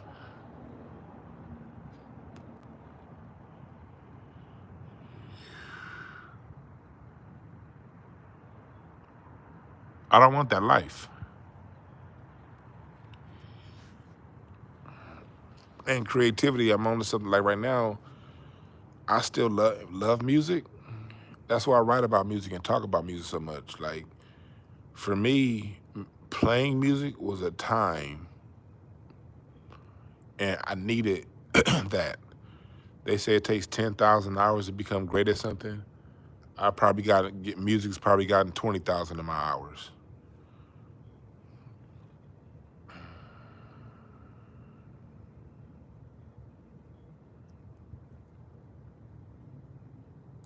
I appreciate that, Felix Speaks. You see, I put me through the comedy show, the Hidden History Museum. Yeah, like, see, the Hidden History comedy show, I love doing that. Like, I love hosting. Like, hosting like that and doing comedy. Tariq has a beautiful museum, and Tariq attracts a beautiful crowd. All I got to do is work my magic and book a good show. And because I understand Tariq's audience, I know exactly what comics to put up. And I know and my style of comedy is very improvisational. So it lends well to somebody who doesn't get on stage regularly. That's what I like about comedy. And that's where I'll always do comedy. For the right price, of course. I'll always host comedy shows or host music shows. Being an MC, I love it. There's nothing funner than MCing live on stage with people, connecting to people. I love MCing live. It's amazing.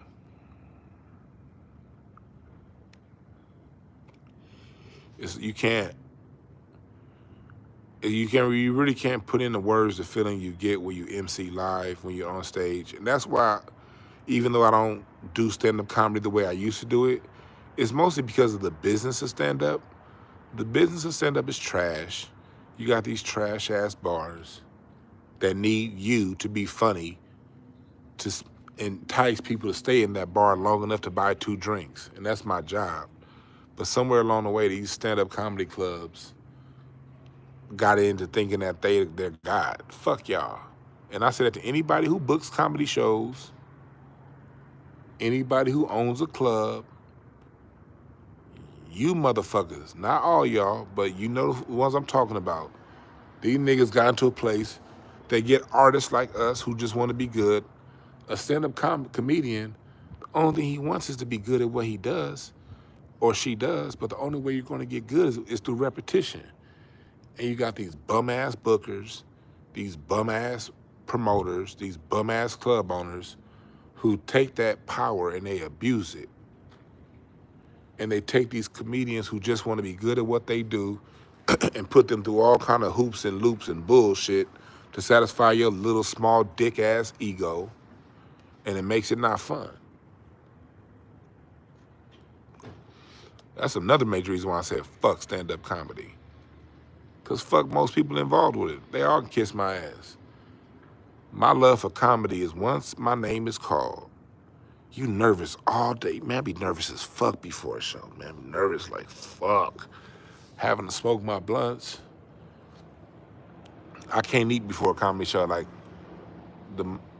before I get on stage, if my show's at 8 o'clock that night, the last time I'm gonna eat is probably 2 or 3.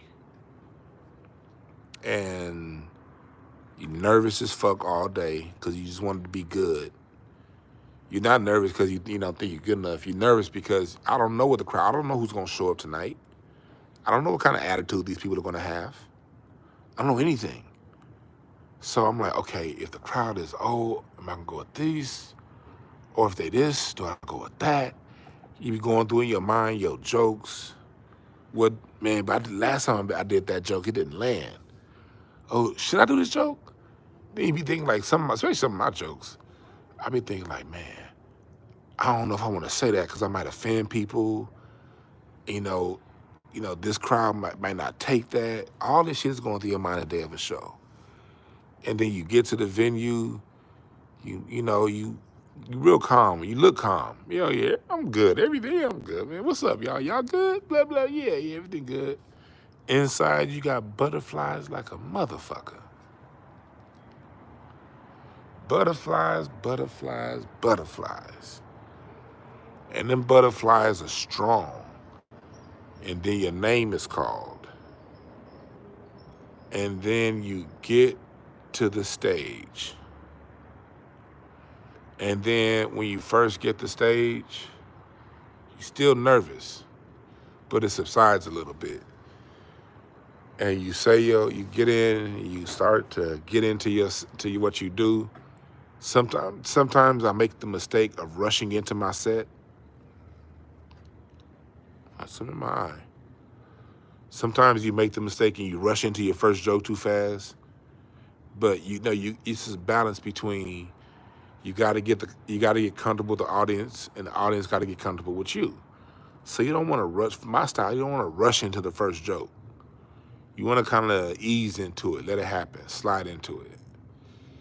And and nothing's worse than in the first 2 minutes, you put out a couple punchlines and those punchlines don't land. You a minute and a half in, you done already given out 3 or 4 punchlines, but like 2 of them didn't land the way you wanted them to. Then your ego come in. Your ego be like, damn, you might have fucked up. You lost the audience. Damn, this gonna be a bad set. Your ego start telling you all this shit while you on stage. And then the other side, in the other ear is like, relax, go to this joke. And now you got a decision. Do you listen to your spirit or do you listen to what you rehearsed? If you go with what you rehearsed, but listen to what your spirit told you to say, you be like, oh, I don't want to say that joke now. I didn't practice that joke. But you do it anyway, and then it come back to you. Spirit start talking to you. Or do you go with your ego and go with what's comfortable? Because every comic has safe jokes. I have safe jokes. I got jokes that I can say that 10 out of 10 times are going to get big laughs. I generally don't use those jokes, but when you start doing it for a while, you get into it, you get on stage, the first few jokes didn't land, you go to your safe jokes. Your safe jokes gets the people back going. Then once you get the people back going, now I got a decision to make. Do I go with my set, or do I go and improvise? Because my talent is in my personal talent in stages is in improvising what I'm gonna do, not knowing what I'm gonna do. I'm gonna say, but it took me years to figure that out. It took me like 8 years to figure out that's my best approach. Because when you come into comedy, you're taught, develop a set. Have a 3-minute set, a 5-minute set, a 7, a 12, a 15, a 20, a 25, a 30, and an hour set. They tell you to develop it. You develop your hour set by developing 3-minute bits. And so you fall into what the vets say you should do. And for some people, like my boy Antoine, it worked for him. He was on stage at the Improv this past week. For him, that worked. For me, that didn't work. When I had to start memorizing jokes, comedy went from fun to a job.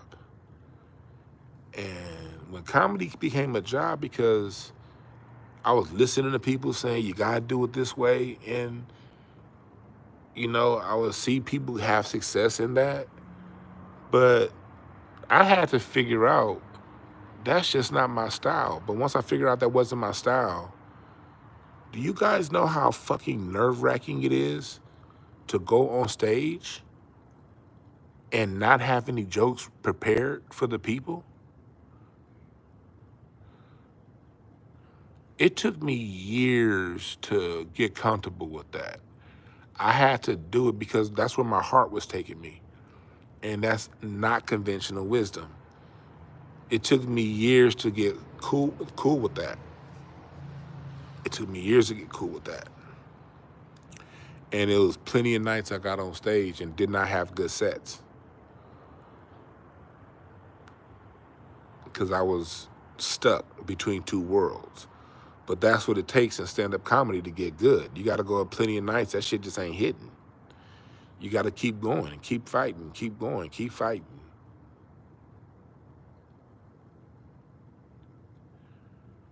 And it's a battle that you never get over.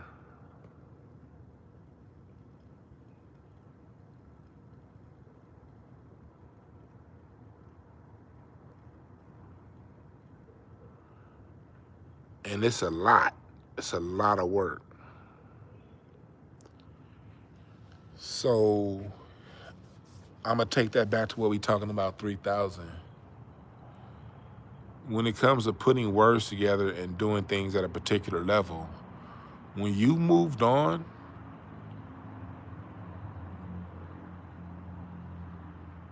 people don't understand that. What it takes, it's hard to go back.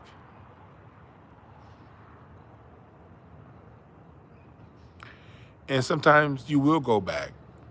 But with creativity, your creativity moves without you telling it to. You don't dictate to your creativity. Creativity dictates to you.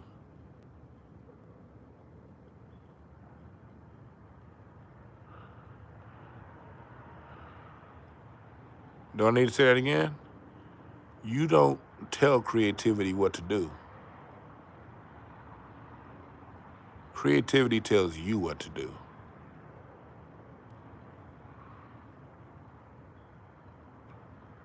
You have to be a servant to your creativity if you're a creative person. And a lot of times that's miserable. Because in your mind, you want to do this. You want to do that. You have visions and plans over here. But your creativity is telling you, nope. You need to be sitting right here. Listen to an interview with Barry White. There was an interview I heard with Barry White where he was talking about when he realized he needed to sing his own songs. Barry White wanted to be a producer. He didn't want to be an artist. He didn't want to be talent. Barry White wanted to produce the talent. And he was a producer at Mirrorwood Records right alongside my father-in-law, Mr. James Carmichael. They were both producers at Mirrorwood Records, and they were producing other artists to get other artists out.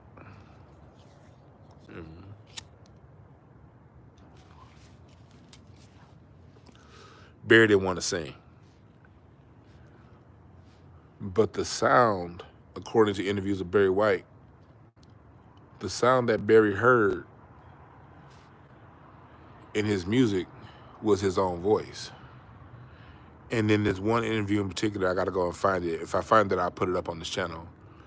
Barry White said he realized, unfortunately, the artist that needed to make that music was him. Barry White did not want to be the singer, but he was a servant to his creativity. And being a servant to his creativity, he ended up being the singer. And through being a servant to his creativity, he gave us a sound we never before heard and we haven't heard since. He gave us not only sultry love ballads, but he also gave us disco. Love's Theme by the Love Unlimited Orchestra. That's what being a servant to your creativity does. So everybody, your kin folks, that's what's up. Everybody like and subscribe. As a creative, you're a servant to your creativity.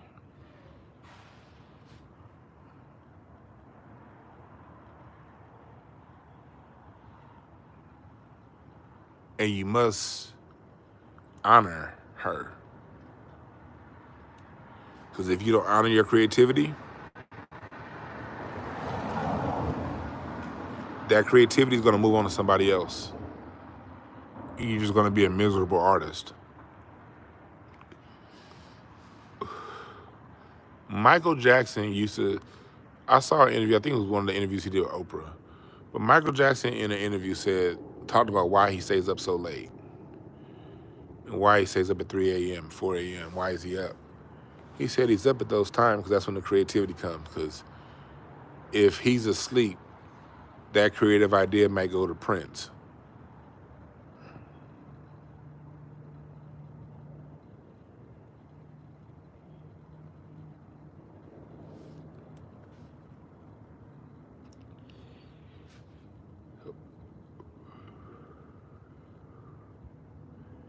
You got to be open and willing to serve your creativity at all times.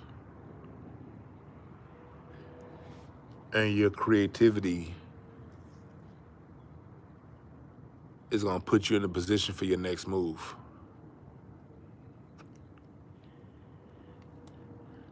Creativity, we're just, if you're creative, you're just a channel. You're just a channel. That's why the more Kanye has gotten into his ego, the more he sucks.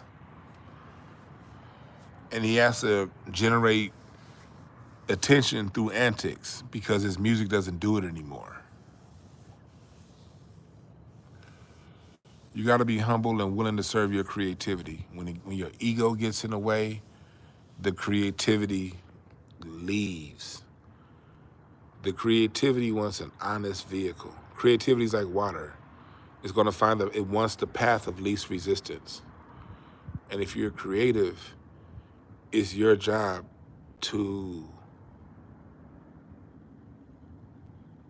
serve the creativity the way it wants to be served. The more ego you mix with your creativity, mixing ego with creativity, that's like cutting your shit. It's not pure anymore. It's cut now. It's cut. It's diluted. You ain't got the whole that you ain't got the pure soap anymore. You got the watered down shit. Now you got to sprinkle more of that soap in there because it's watered down. When you mix your ego with your creativity, you cut your shit.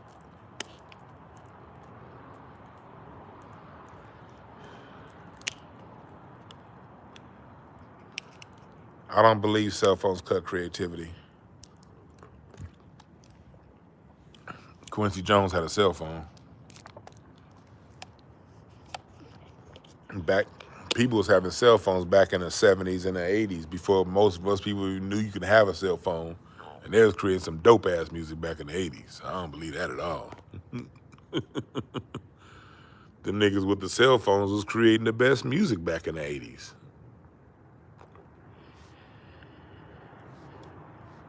But I digress. I was listening to my father-in-law give me a story. He was telling me a story. He got his first car phone in like 1975, 76. He had a car phone.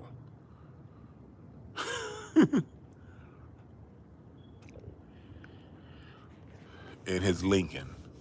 He had a car phone in his Lincoln in like 76. 75, yeah. And that was 2 years before he produced Brick House and Zoom.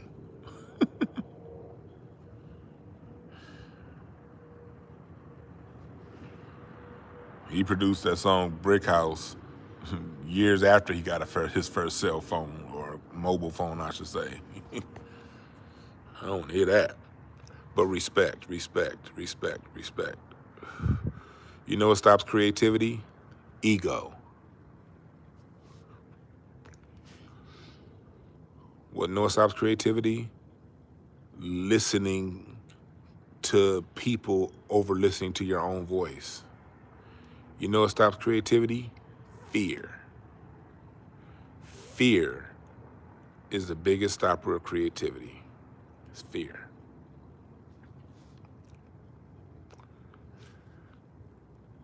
Before we blame 5G, before we blame the government, before we blame it on the sun, the number one stopper of creativity is fear. You got a lot of some creatives listening to me right now. You have a creative ear, but you're fearful of expressing it because what you hear on the radio, what you hear is popular, is different than what's going on in your ear. So what you do is you capitulate. You capitulate to your environment. You capitulate to the sound around you. You stop listening to yourself and you listen to the fear. And you allow the fear to make you start trying to sound like other people. It's only two kinds of people who try to sound like other people. One, the untalented, or the minimally talented, your Drakes, your Jay-Z's, minimally, they have talent. They have, but it's not creative talent. Their own shit, nobody gave a fuck about Jay-Z when he was rapping fast. It wasn't until he saw somebody he could mimic that he became a thing. It wasn't until Drake mimicked Fonte before he became a thing. You got that type of artist, the mimic, the one that follows in the line or what they see. And then you got the pure artist who's really not a mimic, but he thinks or she thinks they have to mimic to get work.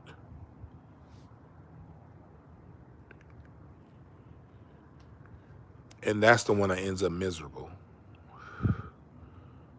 I can almost promise y'all, Drake, Jay-Z's not miserable for being a mimic. He's not miserable because that's who he is. He's a mimic. But if somebody is a pure artist and they mimic, they're gonna be miserable. I look at Jay-Z the same way I look at the Beatles and Elvis and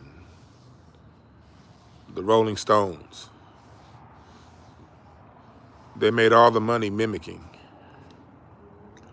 That's why I don't focus on the money.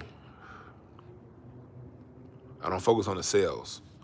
The mimics are always going to have the most, 9 out of 10 times the mimics are going to have the most sales. 9 out of 10 times the mimics are going to have the biggest, most attention. The Weeknd, mimic. You know, these are mimic artists. These are Rihanna. You know, these are gimmicks.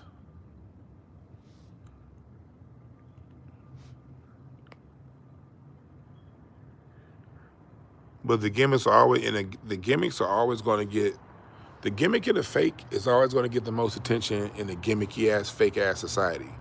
America's a gimmick. America preaches freedom but doesn't practice it. Think about that for a second. Look at how mad those MAGA Republicans are right now. Andrew Schultz and Candace Owens. Look how mad those MAGA Republicans are right now. America's a gimmick. So America's always going to promote the gimmick because America's a gimmick. As above, so below. Pure artists aren't appreciated here. The real deal's not appreciated here. Listen to what we're talking about. We're talking about André 3000. As much as that guy gave us, people are mad that he's playing a flute and playing the piano and playing that against him because he's not fitting into whatever little box they think he belongs in. Yeah, our president is literally a wrestling Hall of Famer. Good point, Keyshawn. Kadir, I'm going to talk about sampling laws changing. That's going to have to be his own show. That's going to be his own show. Because I have to do that from my computer so y'all can read what I want y'all to read along with me. But basically, what's happening is record companies are starting to remove themselves from liability, even on the type of samples when you play a live sample, even that is starting to change within the record industry. The rules around that, the splits and the liability if you play a live sample. Sampling is about to get a lot harder. That's going to be its own show. And I'm with it. Like, it's a way to hurt the artist, but ultimately what it's going to do is it's going to open up space for the pure artists. For the first time since the 1996 Telecommunications Act, the pure artist is going to have a shot. The pure artist hasn't had a shot since 1996.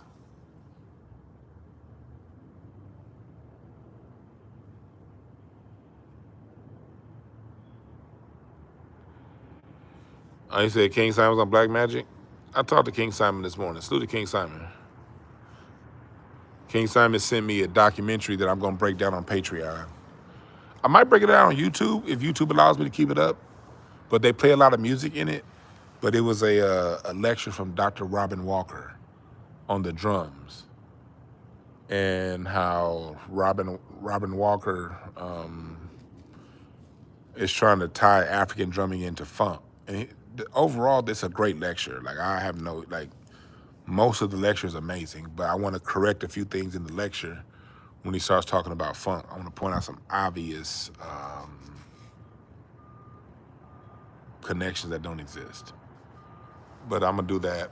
But I'm waiting for the right time to do that, because I almost don't even want to do it, because I have so much respect for Robin Walker. But at the end of the day, he is British, and Black American music and he's a musician too, by the way. But when he gets to funk, that's like a pure Black American art form, and the conclusion he drew about funk, that wasn't funk. What he said funk was that, but that response video is gonna be with respect. The last thing I want anybody to do is leave from listening to me and say anything disrespectful about Dr. Robin Walker. He is a godsend. I'm gonna give a little bit of pushback to that to part of his lecture with respect. Thoughts on Trap Lord Ross? I don't have any because I don't watch him. Appreciate that, D-Shep.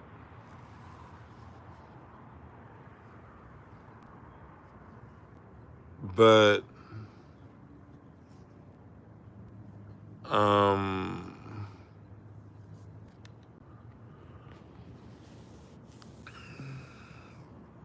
it's like the lack of creativity. They bent this.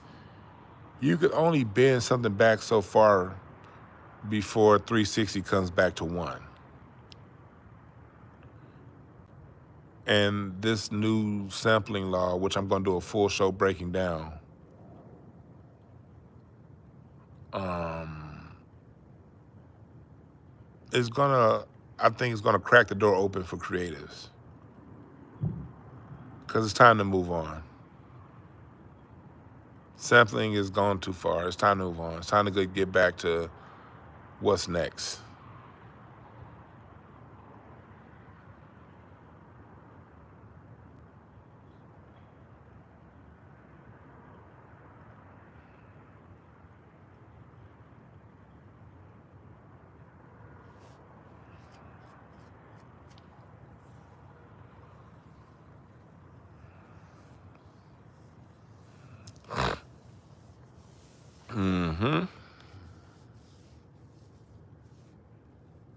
There's a lot of good music out there, man. But just finish up. We've been here for a while now. I'm about to get out of here.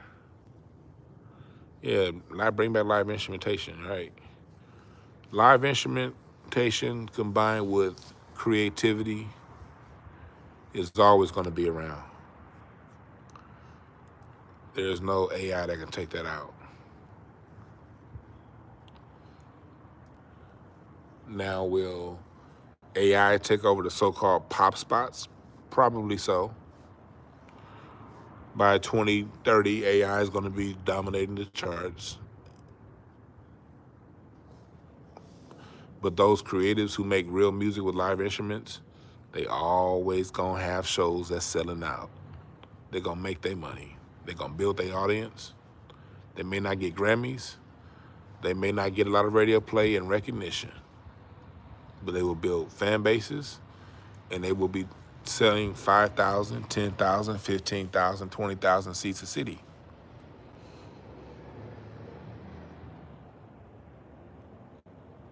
Because the human is always going to want to connect to real, genuine music, no matter how AI things can get. You're going to still desire human connection.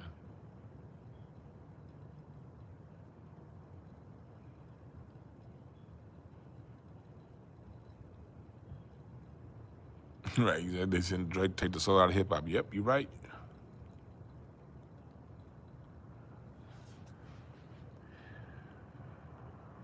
What's up, Mama Zeke? Appreciate that, Deep South Freeman. Much respect to you too. Mama Zeke in the building. Cheryl Douglas. Appreciate y'all, D-Shep.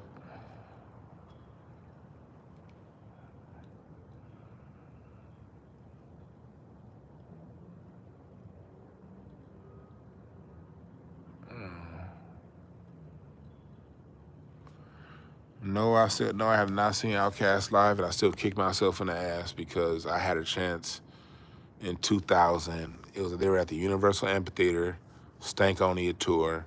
I went up there to buy tickets because this is when we were just friends at the time, first year of college. Me and my current wife, we were just friends in college, and when she came home for the summer, we went to go see Erykah Badu, Common, and Bilal. And when I went to go buy them tickets, there's like Outkast was gonna be here the following month. And I was just on my first job. It's like I didn't really have the money to buy two different shows. I'm already buying 2 tickets. I didn't have the money for 4. And I was like, you know how you technically have the money, but you don't have the money because your money, other shit. I'm 18, 19 years old, working. I'm a full-time college student working a part-time job, And so I couldn't get the Outkast tickets, and I was like, I'll get them the next time around. And it was never a next time around. Who knew? Sometimes I'd be thinking like, damn, I could have found a way.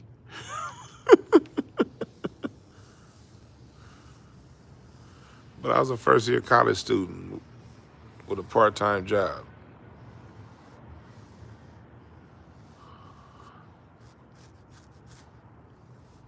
And it was like, had I known Outkast was coming, me and her would have had a conversation. Which show do you want to go to, Outkast or Erykah Badu? But I didn't even know Outkast was coming. I went up there with the intentions on buying Erykah Badu tickets. And I'm glad I went to the show. It was an amazing show. It was Erykah Badu's Mama's Gun tour. Bilal went up first. Common was up. This is when Common, Like Water for Chocolate, Erykah Badu, Mama's Gun. To me, that's both of their best albums. I was at that tour when they were dating.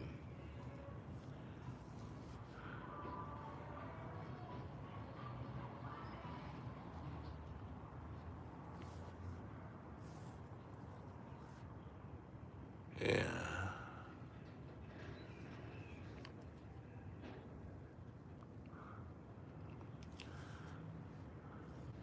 But I gotta be somewhere in the morning, so I'll come to y'all. I may come to y'all late again tomorrow because I have a lot to get done. We'll talk tomorrow. Make sure y'all go to my Patreon to see the show I did earlier today on 3000. I played 47 different songs. Like, damn, I played that many? Yeah, YouTube took it down, so it's up on Patreon exclusively because I played a bunch of music. Give my examples as to comparisons between 3000, Miles Davis, Ray Charles, Michael Jackson, Prince, Stevie Wonder, and these gods of music that they are. Go to my Patreon and check that out. We still got space in my music history course. We got 3 more classes to go. First 2 are already done. Still sign up right now, register right now, because today's what? Monday? Tuesday now? That means you have time to watch the first and the second class. And then you can be live with us Sunday morning, 9 a.m. Pacific Standard Time for the 3rd class. This coming Sunday, we're talking about rhythm and blues, funk, rock and roll, disco, all right? Yeah, salute to Dina.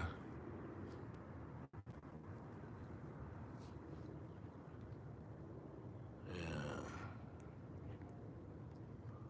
All right. Y'all have a good one. My phone about to die anyway. I'm out.